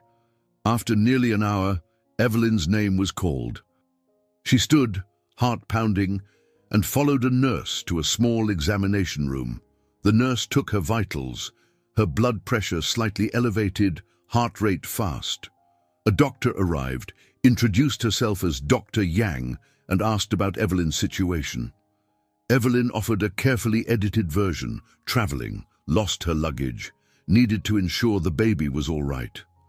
Dr. Yang conducted a brief checkup, using a fetal monitor to listen to the baby's heartbeat. The sound, steady and strong, moved Evelyn to tears. She clasped her hands over her belly, heart flooding with relief. The baby was holding on, unaffected by the chaos unfolding outside. Dr. Yang gently advised Evelyn to reduce stress, stay hydrated, and find consistent prenatal care if she wasn't returning home soon. "You seem healthy for now," the doctor said, "but you're close enough to term that anything could happen quickly. Keep an eye on contractions or fluid changes." Evelyn thanked her, stepping out into the hallway where Margaret waited anxiously. "Everything's fine," she said, voice trembling with gratitude. "She's healthy." Margaret exhaled in relief. Thank goodness. They left the clinic feeling lighter. For once, Evelyn experienced a small victory in the midst of chaos. Although she still carried deep wounds of betrayal and uncertainty about her next steps, she also carried hope, and that, she decided, was enough to keep going for now. Travis stifled a groan as he pulled his SUV into a dusty parking lot in a small Arizona border town. He had spent countless hours zigzagging through side roads and asking about a pregnant woman, showing Evelyn's photo on his phone, an older picture from happier times. Most people just shook their heads or shrugged sympathetically, but offered no real leads. His next stop was a modest diner with a few cars parked outside. It was nearing dinner time, and the last streaks of sunset lit the horizon in brilliant pink and gold. As he entered, the scent of frying onions and coffee greeted him. A lone waitress glanced up from behind the counter, giving him a tight-lipped smile. "Evening," Travis said, trying to sound composed. "I'm looking for someone. My wife. She's pregnant, about 8 months along. Have you seen her by any chance?" The waitress pulled the pen from behind her ear. "Lots of people pass through. Pregnant woman, you say. Don't recall. But you can try Jim, the owner." She motioned to a back booth where an older man in a flannel shirt sipped coffee. Travis approached, heart hammering. "Sir, my name is Travis Prescott. I'm searching for my wife, Evelyn. She's 8 months pregnant, and I left her behind like a fool. I heard she might have come through towns around here." Jim studied Travis for a long moment. "I see a lot of folks, some old, some young. Can't say I remember a pregnant lady traveling alone." He paused, though there was a young couple that mentioned something about picking up a stranded woman not too far from here. They were heading north. That was days ago. A spark of hope ignited in Travis. "Do you know any more than that?" Jim shrugged. "They didn't stay long, just grabbed coffee and left. Can't be certain it was your wife, but if it was, she's probably well out of this area by now." Travis sank into the seat across from Jim, desperation twisting in his gut. "I don't know where else to look. I've been to gas stations, motels, nothing." He rubbed his eyes, exhaustion evident.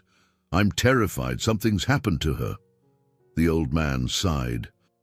"Maybe she found help. She's not wandering alone in the desert, if that couple truly picked her up." He motioned to the waitress for another coffee.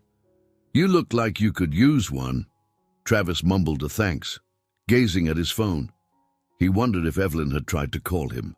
He scrolled through missed notifications, but each time all he found were messages from colleagues or attorneys. His phone's battery was nearly drained from constant searching and calls to random motels. Accepting the steaming mug of coffee, Travis stared into its dark surface. Memories clawed at him, his own childhood with a father who was never around, always chasing deals. He remembered the day his father left for good, slamming the door after a fight with his mother. Travis had vowed never to become that man. Yet he'd done exactly what he dreaded most, abandoning his family in anger. He paid for the coffee and left a hefty tip for the waitress, stepping back outside to the SUV. The sky was fully dark now, stars blinking into view. Leaning against the car, he looked up and spoke to the emptiness. "Evelyn, if you can hear me, I'm sorry. I just want you home safe." His phone buzzed in his pocket. Hoping against hope, he answered without checking the caller ID. A familiar voice crackled on the line. "Travis, it's Tara." His pulse spiked. "Tara, thank God. Have you heard from Evelyn? Is she okay?" Tara's tone was guarded but not hostile. "She called me. She's with some people who helped her. She's safe, but she's still in Arizona. She didn't say where exactly. I just know she mentioned Phoenix." Relief and dread warred in Travis's chest. "Please, Tara, I need to find her. I can't live with myself until I make this right." Tara exhaled. "I told her you've been trying to reach her, but she's hurt, Travis, really hurt. She's not sure she can trust you. Frankly, I don't blame her." His eyes burned with tears he fought to hide. "I understand, but if you talk to her again, give her my number, tell her I'll come wherever she is. I'll beg on my knees if I have to." Tara was silent for a moment.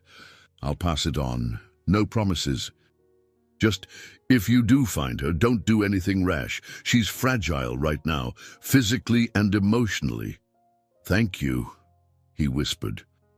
When he hung up, his mind spun. So Evelyn was alive, in Arizona, possibly Phoenix. That was a start.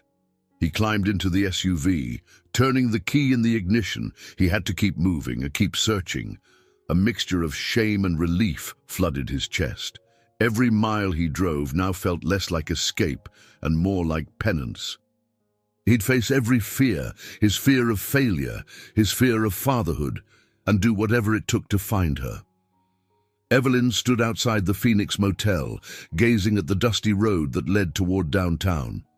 Margaret was inside, tidying up their room, while Henry had gone to fill the RV's tank.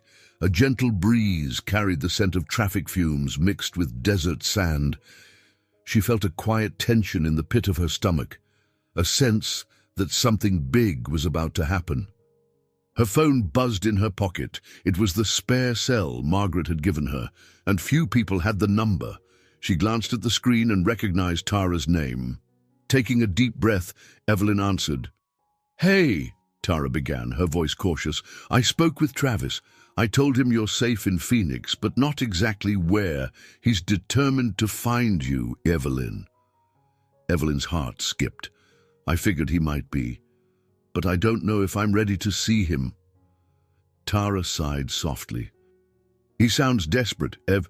He told me he'll do anything to make things right. I'm not defending what he did, but he seems genuinely remorseful." Evelyn paced along the walkway. She felt the baby move, a strong kick against her ribs. "I'm scared," she whispered. "I don't know if I can trust him, but at the same time, I can't pretend I don't still care." They talked a little longer, Tara offering support and reiterating that Travis was on the road, scouring Arizona. When the call ended, Evelyn leaned against the motel wall, letting out a shaky breath. She closed her eyes, wrestling with conflicting emotions: betrayal, love, anger, longing. A few minutes later, Margaret emerged. The older woman approached carefully, noticing the tears in Evelyn's eyes. "Bad news?" "No," Evelyn replied, brushing away the moisture on her cheeks. "Tara just said Travis is still looking for me. I'm torn. Part of me wants him to suffer and truly realize what he did, but another part of me just wants him here." Margaret gave Evelyn's shoulder a gentle squeeze. "Those two feelings can coexist. You can be hurt and still want reconciliation. Henry's RV rumbled into the parking lot. He climbed out, dusting his hands. "All gassed up," he announced. "Did I interrupt something?" Evelyn filled him in, explaining how Travis might show up any time. Henry pursed his lips, then exchanged a meaningful look with Margaret. "Well, if he does appear, we'll make sure he doesn't cause any commotion. We're here for you, Evelyn." They spent much of the afternoon in the motel room, tension thick in the air. Evelyn tried to distract herself by flipping through channels on the old TV, but her mind kept drifting to possibilities. What if Travis showed up right now? Would he come in with 1,000 apologies, or would he be defensive and angry? As evening approached, Evelyn decided she needed fresh air. "I think I'll take a walk," she told Margaret and Henry. "Just around the block, clear my head." Armed with Margaret's phone and the motel key, she ventured out. The city street was alive with people heading home from work. Cars honking, bicycles weaving between lanes, folks carrying groceries and briefcases. She found a small park nestled between apartment buildings and settled on a bench beneath a tired palm tree. A group of children played on rusted swings nearby, their laughter a surprising balm to her anxious thoughts. Just as she began to relax, a familiar SUV turned the corner, cruising slowly as if searching for something or someone. Her breath caught in her throat. Travis. Even from a distance, she recognized his silhouette, the broad shoulders, the way he leaned forward with intense focus. Her heart thudded so loudly she feared the children on the playground might hear it. She stayed still, uncertain whether to wave him down or hide. The SUV glided past. For a moment, it seemed he wouldn't spot her. Then he slammed the brakes, their eyes locked across the small patch of grass. Evelyn felt her pulse skyrocket. Travis parked haphazardly near the curb, stumbling out of the car.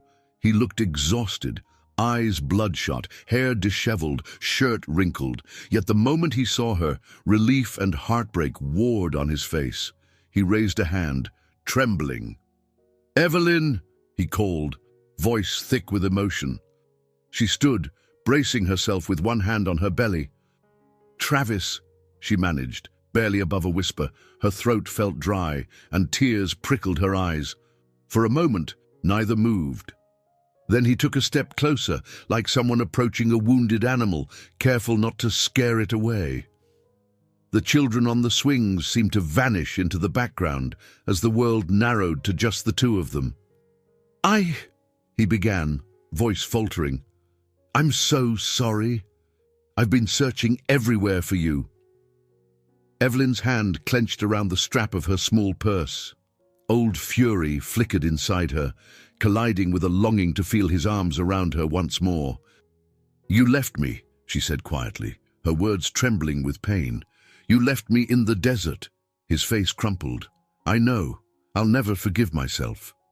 She saw tears in his eyes, and for the first time, she believed he was truly broken by regret. But the hurt ran deep, and the baby shifted again, reminding her of what was at stake. Questions churned in her mind, but she found herself momentarily speechless, confronted by this man she both loved and feared betraying her again. The tension hung in the air, electrifying. They stood face to face for the first time since that heartbreaking day at the gas station. The desert sun replaced by the neon glow of a city evening. As the last trace of daylight faded, both realized that this moment was a turning point, one that would define the rest of their lives. A dry wind rustled the palm fronds overhead as Evelyn and Travis lingered by the park bench, struggling to find the right words. A few yards away, a child squealed with delight on the swings, but their laughter barely registered. An invisible barrier separated Evelyn from the rest of the world, her focus locked on Travis's shattered expression. He swallowed hard. "I've been to half a dozen towns asking about you. It's haunted me every minute." She believed him. The evidence was there in his bloodshot eyes and the stubble on his cheeks. Still, anger made her pulse pound. "Why did you do it?" she asked, voice tense. "What on earth made you abandon me?" "Us." Travis exhaled, raking a hand through his unkempt hair. "I was consumed by stress. That's no excuse, I know. But my company was on the brink of a huge deal, and I felt everything slipping out of my control. My worst fears, being a failure like my father, came rushing in. Then we argued, and I snapped. I lost sight of everything that mattered." Evelyn's eyes glistened with tears. "You didn't just lose sight, Travis. You actually drove away." Her hand trembled on the bench's back. "I could have been hurt. The baby could have been hurt." His face contorted with guilt. "I know. I've relived that moment 1,000 times, thinking about what might have happened." He took a cautious step forward. "I'm so grateful you're okay." She took a deep breath, letting the night air fill her lungs. "I'm safe only because strangers took me in. They gave me a place to stay, helped me get medical checkups, all the things you should have been there to do." A tear slipped down Travis's cheek, and he quickly wiped it away. "I understand if you never forgive me," he said, voice cracking, "but I'm begging you, please, let me try to make this right. I'll do anything." Before Evelyn could respond, she noticed a familiar RV rumbling down the street. Henry's. He and Margaret had clearly gotten worried when she didn't return to the motel. They pulled over, hazard lights flashing, and Margaret hopped out, rushing toward them. Her gaze flicked between Evelyn and Travis. "Evelyn, is everything all right?" Evelyn nodded stiffly, emotion thick in her throat. "Margaret, this is my husband, Travis." Travis gave a subdued nod. "Thank you for helping her. I owe you more than I can ever repay." Margaret studied Travis's exhausted face. She said nothing for a moment, then gently placed a hand on Evelyn's arm. "You want us to stay or give you two some space?" Evelyn hesitated. She glanced at Travis, still unsure if she could handle this alone. Finally, she nodded. "Would you mind waiting a bit? I'm not ready to be left alone yet." Margaret understood instantly. "We'll be over by the RV if you need us." She walked back, and Henry gave a small wave from the driver's seat, concern evident in his expression. Left alone again, Travis cleared his throat. "Who are they?" "They seem like good people." She told him a condensed version of how she'd met Henry and Margaret, omitting only the darkest moments of her despair. He listened intently, wincing as she described having no phone, no money. "I'm sorry," he murmured again, his voice weighted with regret. "I'm sorry you had to go through that." Evelyn noticed his hands trembling at his sides. She wrestled with the impulse to step closer, to offer comfort. But she reminded herself he was the cause of her suffering, even if he hadn't intended it. "Travis," she began, "I'm not ready to forgive you yet. I don't know when or if that will happen." His eyes flickered with pain. "I understand." She felt the baby move, and a wave of protectiveness surge through her. "If you truly want to make this right, it can't just be about words. You need to change, Travis. You can't keep letting your fear of failure or your obsession with deals control you." He nodded vigorously. "I'll do whatever it takes. If that means I walk away from the company, I will. If it means going to therapy, I will. I want our family to have a chance." A moment of silence passed, broken only by the rustle of leaves and the distant rumble of cars. Evelyn could see the raw desperation in his eyes. The man standing before her was stripped of his usual confident veneer, replaced by a trembling sincerity she'd rarely seen. "All right," she said softly. "We'll see. For now, I'm staying with Margaret and Henry. They're like my guardians in all this. If you want to be around, you'll have to respect their kindness and my boundaries." Travis's lips curved into a shaky attempt at a smile. "I respect them already." And I respect you.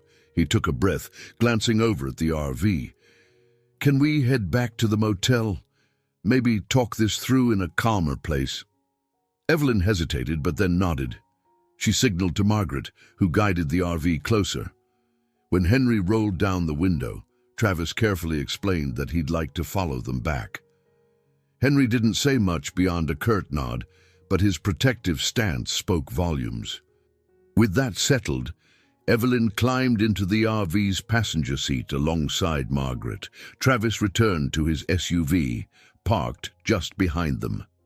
As they set off toward the motel, Evelyn stared through the windshield, heart thumping as if she'd just sprinted a mile. She could hardly believe the moment had come. Travis had returned, broken and repentant, ready to face the fallout of his actions.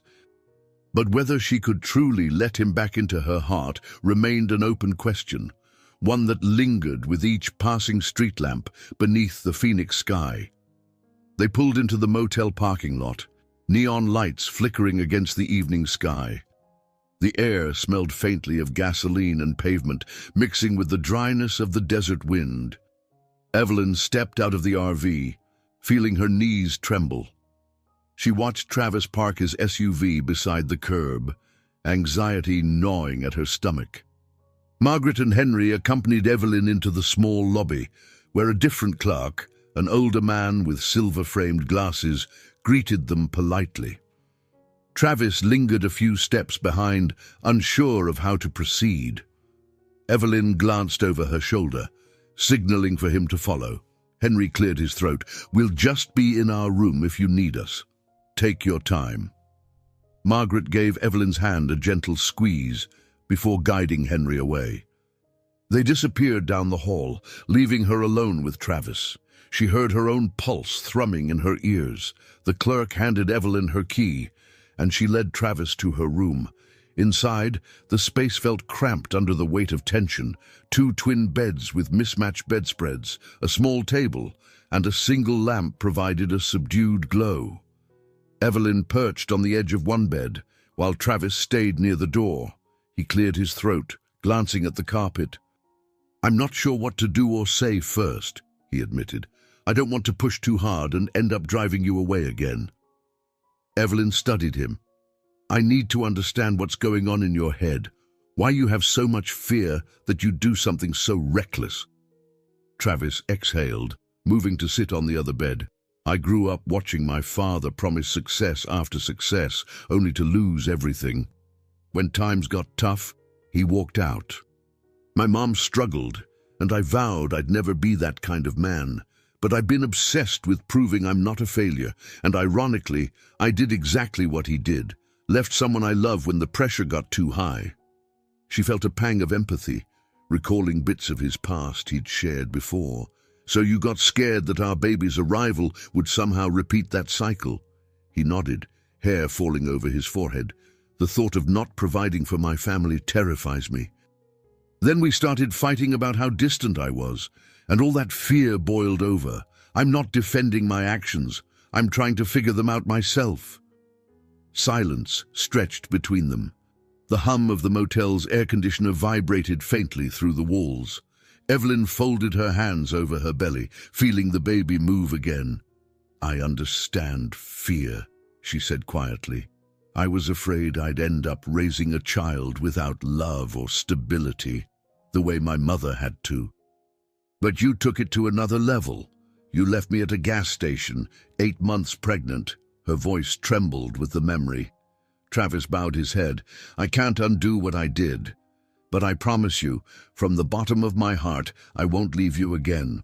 Work won't come before you and the baby anymore. I'm even considering stepping down from day-to-day operations at my company, letting someone else handle the endless deals." She stared at him, taken aback. "You'd do that?" His eyes glistened with honesty.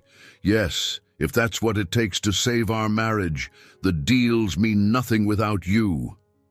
Evelyn's throat tightened, tears forming unbidden. She recalled how Travis used to hold her hand during dinner, how he'd playfully nudge her at a movie theater whenever something funny happened on screen. Somewhere along the line, they lost that spark. Now, seeing his brokenness, she realized how deeply ingrained his fears were. A sudden wave of emotion crashed over her, remembering the terror of being alone on that deserted road. She wanted to fling her arms around him and shout at him all at once. Instead, she let out a sob, burying her face in her hands. Immediately, Travis slid onto the bed beside her, though not touching her without permission. "Evelyn," he whispered, voice trembling, "I'm here, and I'm not leaving." She peeked up, tears streaking her cheeks.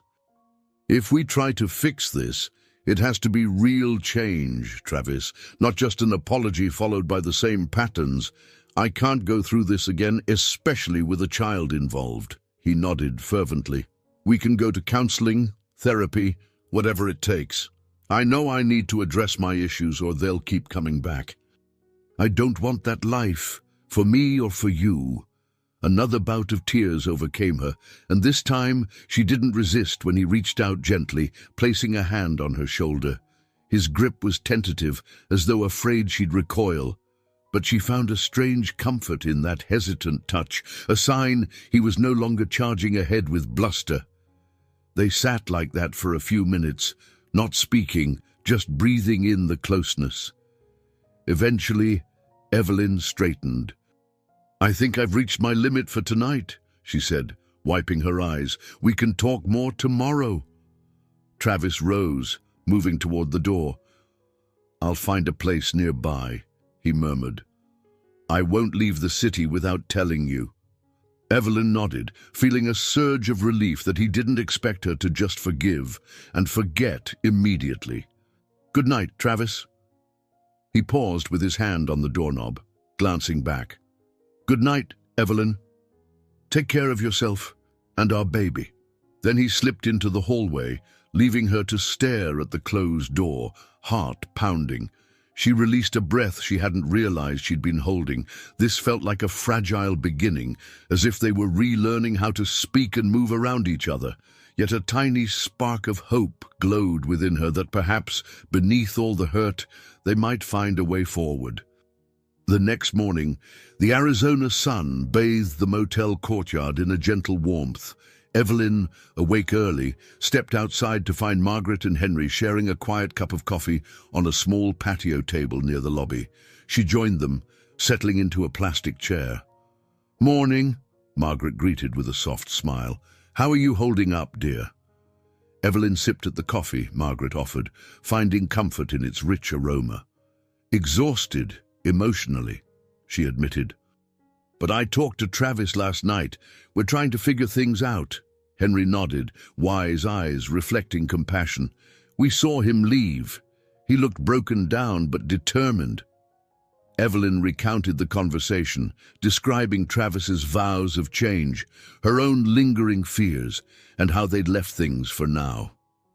She also mentioned how Travis planned to find a separate motel room close by, so he could be near if she needed anything. The Carters listened intently, occasionally nodding or exchanging glances. "Well," Margaret said gently, "you don't have to decide the rest of your life this instant, but I'd like to know where that leaves you, in practical terms. We've been traveling for weeks now, and honestly, Henry and I were about ready to head back toward our home in Philadelphia." A twinge of guilt stabbed Evelyn. She realized she'd been relying on their generosity without much thought for their own plans. "Oh, I'm so sorry if I've held you back." Margaret patted her hand. "Nonsense. We wanted to help. But you do need to consider your next steps. If Travis is serious about reconciling, it might be best for you two to figure things out here, or maybe return to Los Angeles. Or maybe you want to go somewhere else altogether. Whatever you decide, we'll support you as best we can." Evelyn swallowed, her mind spinning with options. She needed a stable place to stay as she approached her due date. "I'm not sure I'm ready to drive back to L.A. with Travis," she admitted, glancing at her belly. "But I do have a friend in L.A. who sent me money. She'd help if I got there on my own terms." Henry cleared his throat. If you trust Travis's sincerity, maybe you could drive back together, but with boundaries, separate accommodations along the way, scheduled stops, that sort of thing. Keep it practical rather than romantic.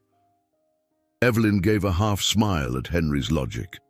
That's actually not a bad idea. If he truly wants to prove he's changed, a road trip with structured rules could show me he respects my safety and comfort. Just then, the motel's front door swung open. Travis appeared in yesterday's rumpled clothes, carrying 2 cups of coffee and looking hesitant until he spotted Evelyn. He approached the small patio area. "Morning," he said awkwardly, offering a coffee cup to Evelyn. "I wasn't sure if you already had one." She took it, surprised at the gesture. "Thank you. I was just talking with Margaret and Henry about next steps." Travis nodded, shifting his weight between his feet. "I'm staying at a motel down the block. I'd like to find a better place for you to rest, maybe an Airbnb or short-term apartment, something more comfortable while we figure out where to go next." Evelyn glanced at the Carters, who gave her encouraging smiles, then back to Travis. "That might be good," she said carefully, "but we need to be clear on a few things. I'm not ready to just hop in the car with you and drive off alone. I'd want a plan and some sense of security." He set down his cup, a determined light in his eyes. "I understand. I'll follow any guidelines you set. I can book separate rooms, or we can caravan if you want the Carters along for part of the journey. Whatever it takes to make you feel safe." Evelyn swallowed, relief mingling with the last vestiges of doubt. "Margaret and Henry are heading back east soon. But maybe we can start slow. Find a better motel or short-term rental in Phoenix while we sort out a route home. Let me talk to them privately about their departure and see if traveling with you is feasible." Margaret interjected gently. "No rush, but we will need to head out in the next few days. We'd feel better if we knew you were secure before then." Travis nodded appreciatively. "Of course. Thank you for everything you've done." He looked at Evelyn, voice quieter. "Can we look at some places this afternoon? I can drive, or we can take separate cars, but I'd like to help." She took a breath, heart pounding at how quickly things were unfolding. "All right, let's do that. But separate cars, please. For now." Relief flashed across his face. "Absolutely. I'll swing by after lunch." They agreed on a time, and Travis stepped away, allowing Evelyn some space. Once he was gone, she faced Margaret and Henry. "I guess I should see if he's serious. If he can handle even a small request like separate cars without bristling, it'll tell me a lot." Henry patted her shoulder. "You're handling this admirably. Don't forget to listen to your instincts, though." Margaret gathered their coffee cups. "We'll be here a couple more days. If you need a ride anywhere or if you want us involved in your search for a new place, just say the word." Evelyn nodded, a subdued determination settling over her. Perhaps this was how she'd gauge Travis's progress. Small tests, daily glimpses into whether he could truly rein in his fears and pride. The idea of traveling back to Los Angeles with him still felt daunting, but for the first time, it didn't feel outright impossible. She glanced at her belly, recalling the baby's steady heartbeat at the clinic. Soon, their child would arrive and everything would change again. Before that day came, she needed to be sure that Travis was capable of standing by her side. Taking another sip of coffee, Evelyn braced herself for what lay ahead, fully aware that love and trust might be rebuilt only through patient steps forward, if it could be rebuilt at all. By late afternoon, Evelyn perched in the passenger seat of Margaret and Henry's RV, watching as Travis followed behind in his SUV. He had insisted on helping her scout rental options around Phoenix. Despite her lingering apprehension, she couldn't deny he was genuinely trying to cooperate. They pulled into the driveway of a small, one-story house in a quiet residential neighborhood. A sign out front read, "Furnished rental, short term." The sun cast long shadows across the manicured lawn. Evelyn stepped out, smoothing her blouse over her belly as a friendly realtor came out to greet them. "Hello!" the realtor chirped, smiling broadly. "I'm Nadia. You must be the Prescotts." Evelyn exchanged a quick glance with Travis. She hesitated, unsure whether she still wanted to use his last name in public. "Yes," she said finally.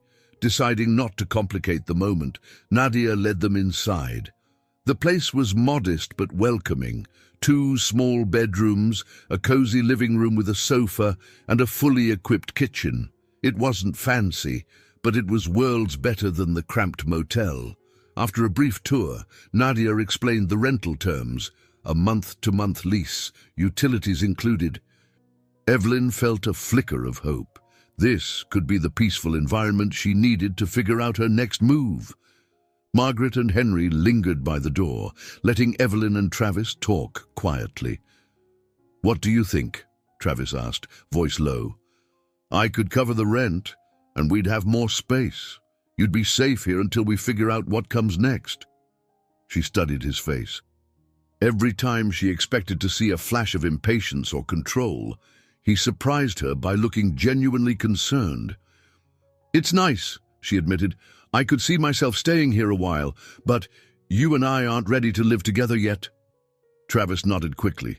"I know. I can find a place nearby, maybe an extended stay hotel. I just want to be close enough to help if you need anything." Evelyn inhaled slowly, relief coursing through her.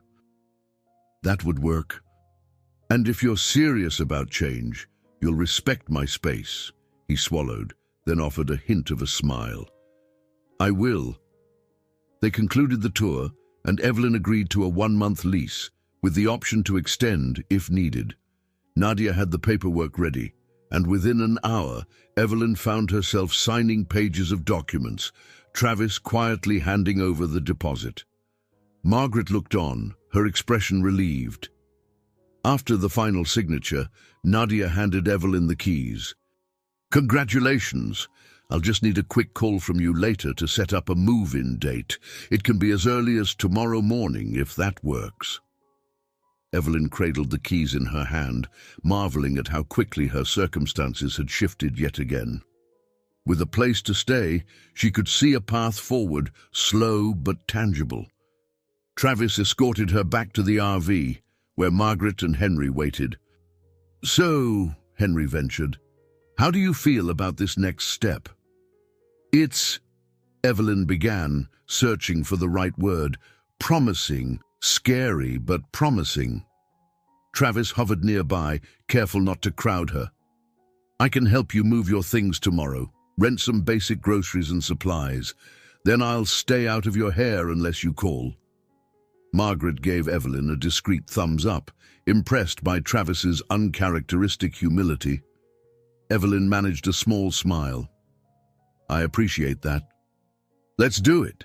They parted ways in the driveway, Margaret and Henry planning to return to the motel for one last night, while Travis drove off to find a longer-term motel in a nearby neighborhood. Evelyn watched him go, her heart constricting with mingled gratitude and residual anger. She wasn't sure how long it would take for her to fully forgive, if ever.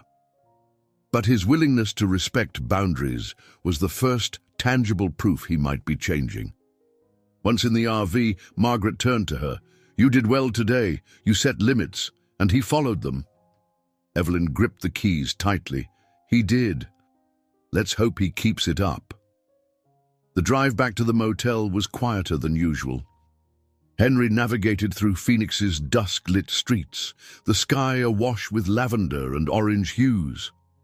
Evelyn stared at the cityscape, thinking about tomorrow and how she'd move into that rental. She pictured its small kitchen, imagining herself nesting for the baby's arrival, yet underlying every thought was the knowledge that the real test would come later. Would Travis maintain his promises when another stressful situation arose? Would she find the strength to allow him back into her heart fully? For now, she clung to the small victory of a peaceful day and the promise of a safe space to call her own, both of which had seemed impossible just days ago. She smiled at Margaret, who patted her hand in silent support. Tonight, Evelyn would rest, and tomorrow she would unlock the door to a new chapter.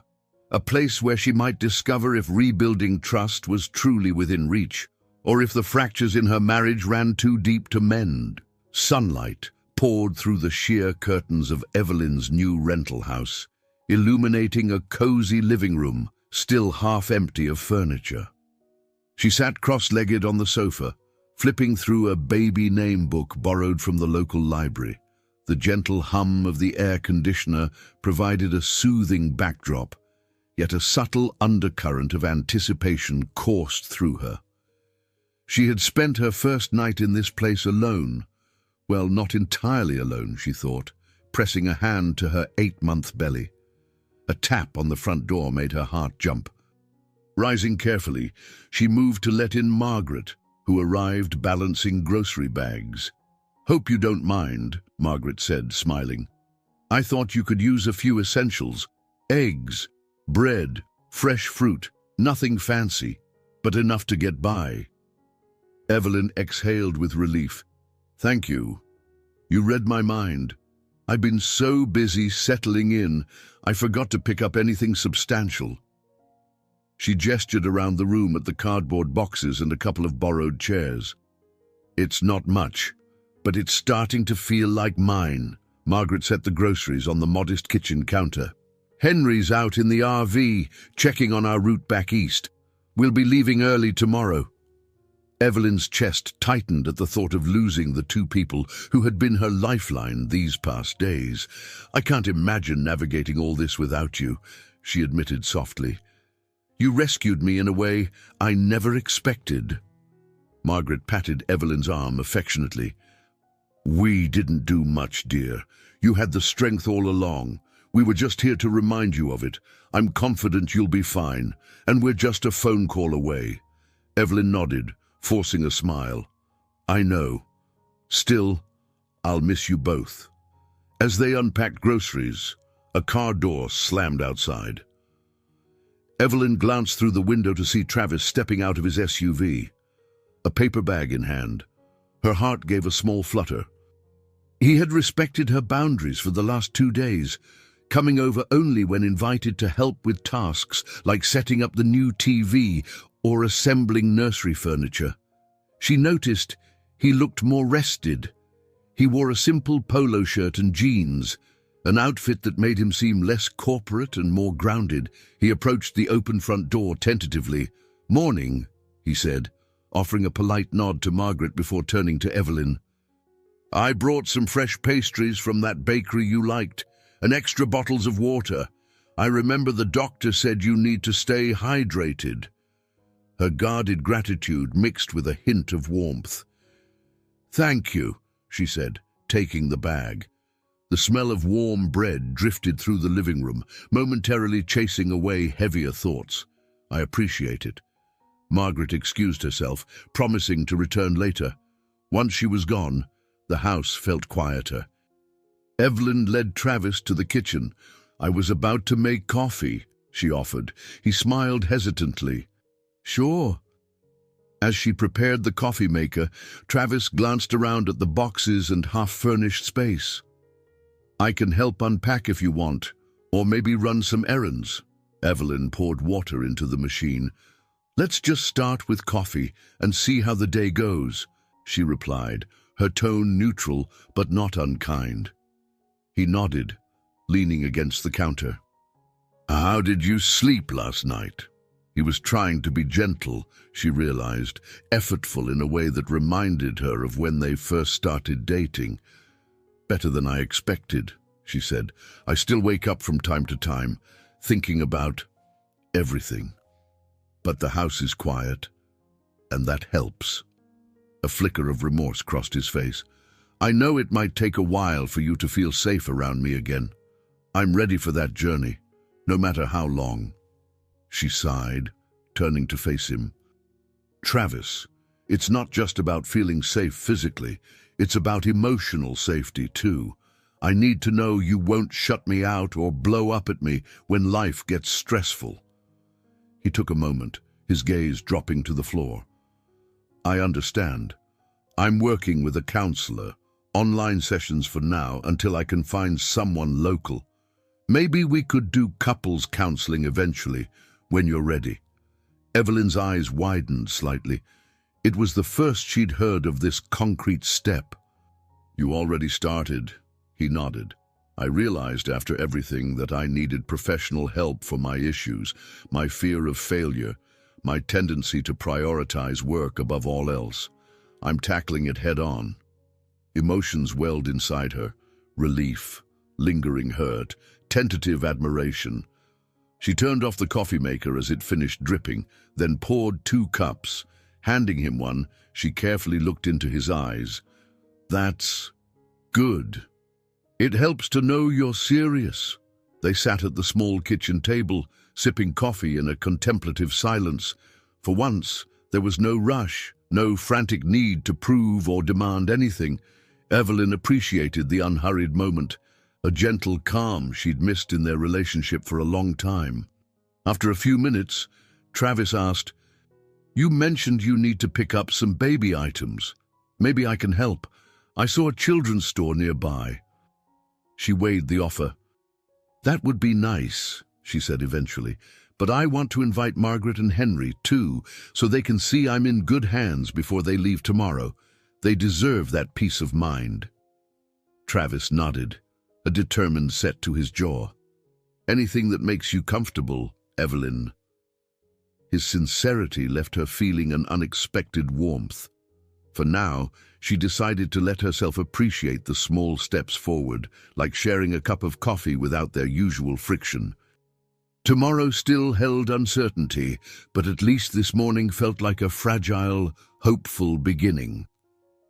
A soft breeze drifted through the parking lot of the children's store, where a colorful sign read, "Baby's First Stop." Evelyn stood by the entrance, waiting for Travis to park the SUV. Margaret and Henry had followed in their RV, eager to help her pick out essentials. The storefront windows displayed baby blankets, tiny outfits, and plush toys, symbols of a new life about to enter the world. Inside, a bell jingled above the door. Rows of pastel-colored merchandise stretched before them. Evelyn felt a swirl of emotions, excitement, nervousness, and a lingering ache from all she'd endured. She glanced back at Travis, who was scanning a shelf of baby bottles with focused intensity.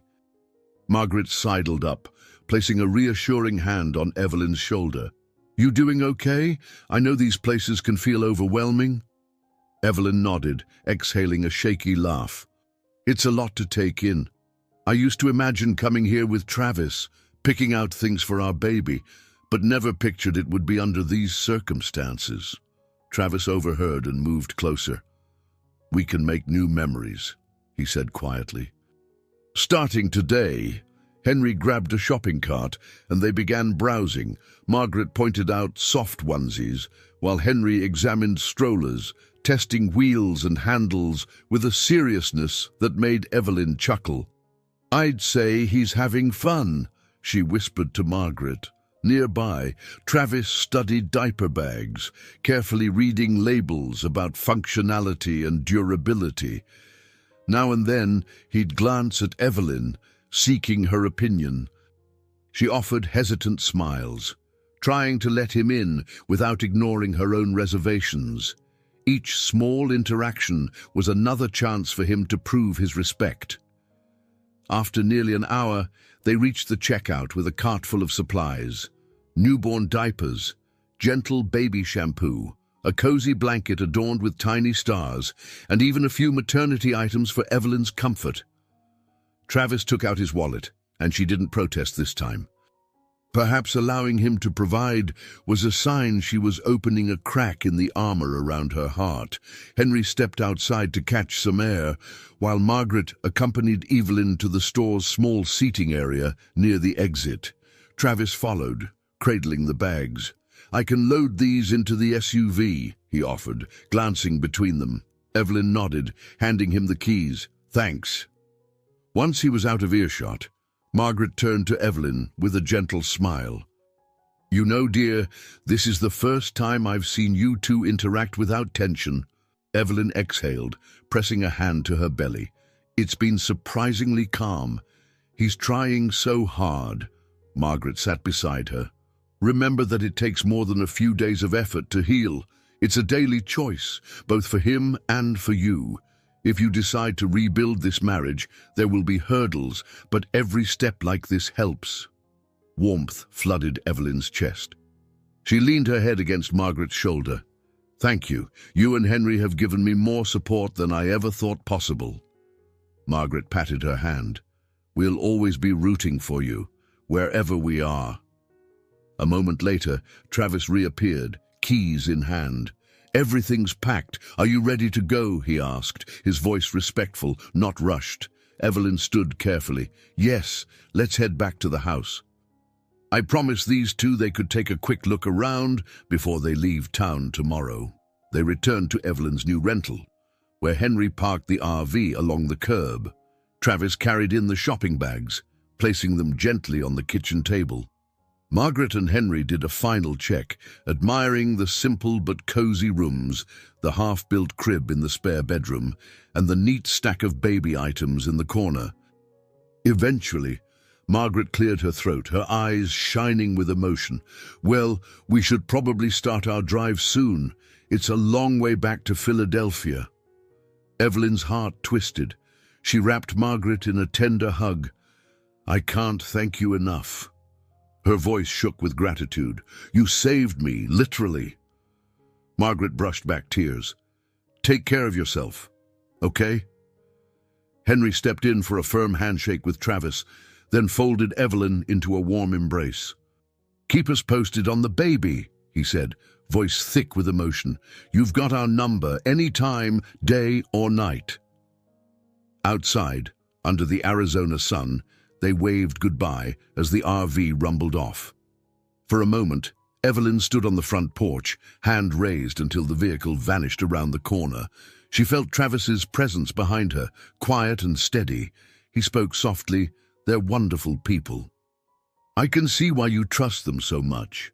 She turned, acknowledging the swirl of emotions in her chest, sadness at losing her guardians, cautious hope that Travis might fill some of that void. Yes, she murmured. They're family in every sense that matters. His gaze flicked from the empty street to her. I know I have a lot of work to do to earn even a fraction of that trust.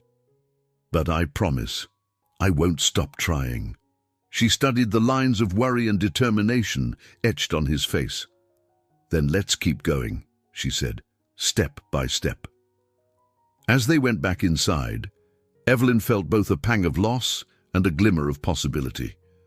The Carters were gone, the people who had literally rescued her. Now it was up to her and Travis to shape the next phase of this journey. In a way, life had come full circle, from abandonment to rediscovery, and now she stood on the threshold of an uncertain future. But for the first time in weeks, she realized she was no longer facing it alone. Days melted into a tentative routine. Travis rented a small suite in a nearby extended-stay hotel, allowing him to visit Evelyn daily without encroaching on her space. He arrived most mornings with groceries or something for the baby's room. Some days, he'd text first, ensuring she was up to a visit. It was an unspoken test. He was letting her control the pace. One afternoon, while Evelyn was folding a freshly washed set of pastel baby clothes, she heard a quiet knock on her front door. Opening it, she found her next-door neighbor, a middle-aged woman with salt and pepper hair and a warm smile. "Hi there," the neighbor said, extending a plate of cookies. "I'm Karen. Saw you moving in. Thought I'd welcome you." Evelyn blinked in surprise. Back in Los Angeles, living in a high-rise penthouse, she barely knew her neighbors beyond a quick nod in the elevator. "That's very kind. I'm Evelyn." Karen's gaze flicked to Evelyn's belly. "Expecting soon." "Very soon," Evelyn admitted with a small laugh. "About a month, give or take." "Well, if you need anything, ice, a ride, an extra set of hands, I'm right next door." Karen smiled brightly. I have 2 grown kids, so I've been through it all. A rush of warmth spread through Evelyn. Thank you, I might take you up on that. The sense of community in this modest Phoenix neighborhood caught Evelyn off guard. Here she was, miles from the life she once considered successful, yet feeling a connection she rarely felt back home. She accepted the cookies gratefully, heart lighter than it had been in a while. Later, Travis arrived, letting himself in after a soft knock. He noticed the plate of cookies on the counter. "What's this?" he asked with curiosity. "Neighborly kindness," Evelyn said, offering a slice of the day's events. "Her name's Karen. She has older kids and said she's willing to help if I need anything." Travis's face reflected a subdued awe. "That's really nice. So different from Elle." "Hey, huh?" She nodded, setting the cookies aside. "Yes. And I could get used to it." They migrated to the living room, where boxes of baby supplies still cluttered the floor. Travis kneeled to assemble a small playpen. He fumbled with the instructions, occasionally glancing up at Evelyn for guidance. She watched him work, noticing how he slowed down to read each step carefully, much like his attempts to slow down in their conversations. As he attached a mesh panel to the frame, he spoke in a low voice. "I had another counseling session this morning. We talked about the fear of repeating my father's mistakes. The therapist said it might help if I confronted that fear head-on, by imagining what it would take to walk away from a deal if it meant more time with my family." Evelyn kept folding a baby blanket, nodding. "That's a big step. How did you feel?" He paused, letting a screwdriver rest in his hand. "Terrified," he admitted. "My company's success has always been my definition of safety, my way of guaranteeing I wouldn't be like him. But maybe I'm realizing success doesn't have to consume every second of my life." A flicker of hope ignited in Evelyn's chest. "It doesn't," she said quietly. "I just want you to be present. We don't need all the luxuries if it means losing ourselves in the process." He turned back to the playpen, focusing on a tricky screw. "I'm starting to see that." A moment later, he fit the final piece, standing back to admire his work. "Done! It's not fancy, but it'll keep her safe." She nodded, offering a small, genuine smile. "That's all we need." In the following days, they found more ways to connect. A quick trip to a local farmer's market introduced them to fresh produce and friendly vendors. And Travis tried cooking a simple meal in Evelyn's kitchen, something he hadn't done in years. They discovered a quiet park nearby, where they walked in the evenings to ease Evelyn's back pain, exchanging light conversation about names, pediatricians, and how to handle sleepless nights. Through these shared tasks, a slow but meaningful bond re-emerged. There were still awkward moments, times when Travis seemed ready to snap back into business mode or when Evelyn's distrust flared unexpectedly. But each time they paused, breathed, and tried talking it through instead of bottling it up. One evening, as the sky turned pink beyond the palm trees in the yard, Karen stopped by to deliver a few gently used baby items, clothes, a swing, and a bouncer. Evelyn thanked her, touched again by the sense of community. Travis helped carry them in, shaking Karen's hand in genuine gratitude. It felt like the beginnings of a support network she'd never known she needed. When Karen left, Travis glanced at Evelyn, a soft wonder in his eyes. "You know, for the first time in a long while, I feel like I'm not just chasing something. I'm here."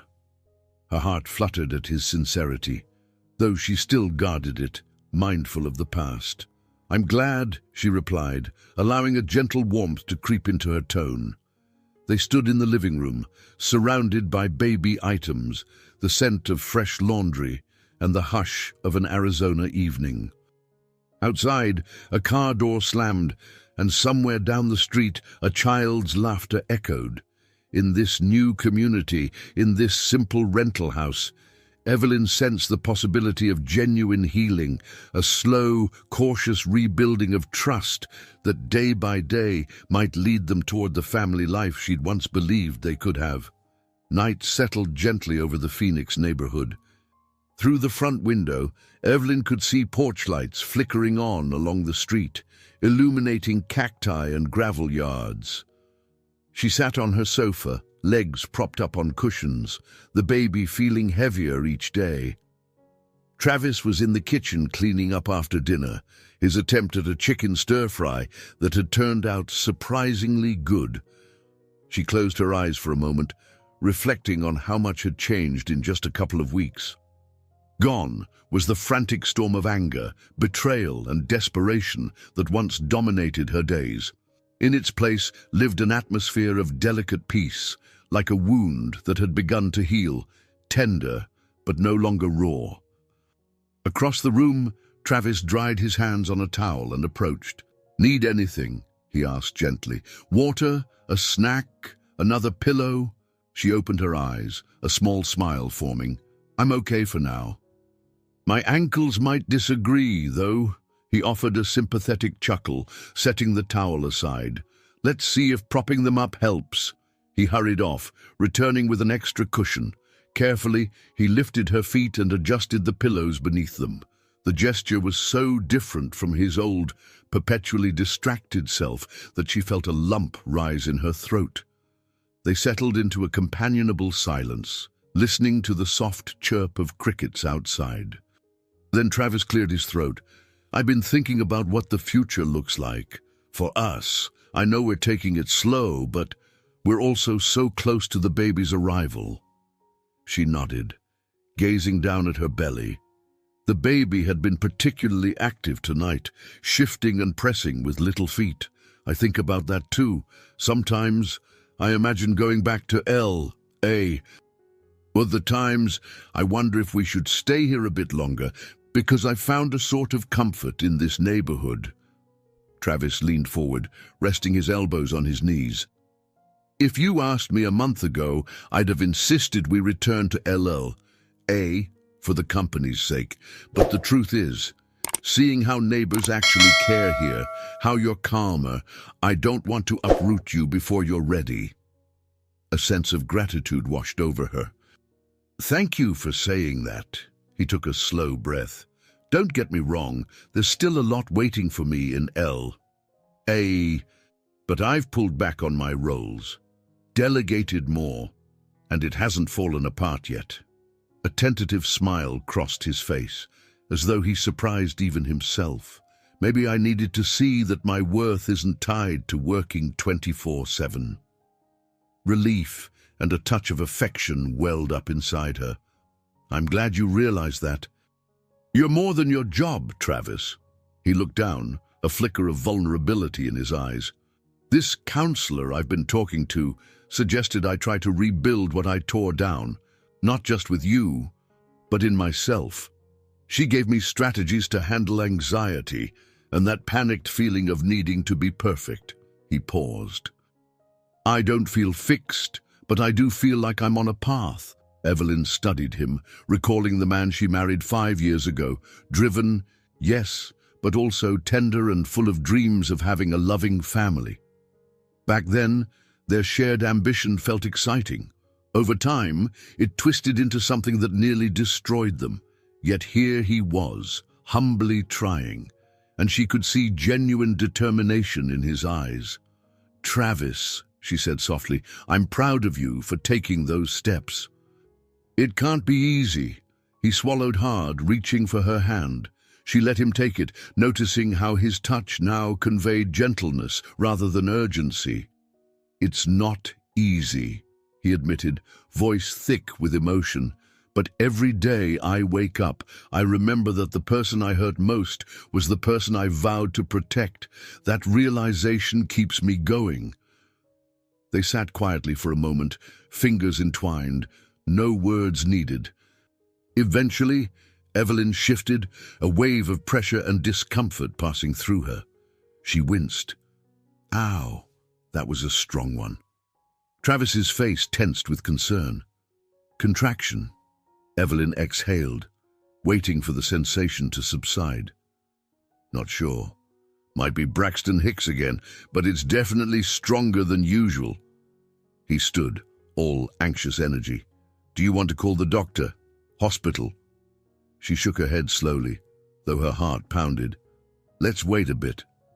It could be a false alarm, but maybe we should get the hospital bag ready, just in case. They both realized how real the moment was becoming. Life was about to shift irreversibly. Their daughter would soon arrive, and with her, the chance to forge a new kind of family. The hum of the neighbor's air conditioner kicked on outside, a comforting reminder that life still went on around them. Travis crouched beside her, placing a hand on her stomach. The baby responded with a fluttering kick. Their eyes met, brimming with anticipation and unspoken hope. Whatever happens, he murmured, we face it together, right? Evelyn let out a shaky breath, tears gathering at the corners of her eyes. She thought of the desert gas station, the terror of abandonment, the kindness of strangers, and the fragile bridge they had built in the aftermath. Everything had led to this moment, a vow not just between them, but to the life growing within her. She gave a firm nod, pressing his hand more tightly against the curve of her belly. Yes, she whispered, voice trembling with both vulnerability and determination. Together. Outside, the Arizona night remained still, as if holding its breath. Within the small rental home, Travis and Evelyn embraced, bound by a promise of forgiveness, growth, and love. Their journey had been marked by deep scars and startling revelations, yet as they faced the imminent arrival of their child, they discovered a profound truth. The unbreakable bond of family could triumph over even the darkest mistakes, so long as they chose to keep their hearts open and each other close. I hope you enjoyed today's story.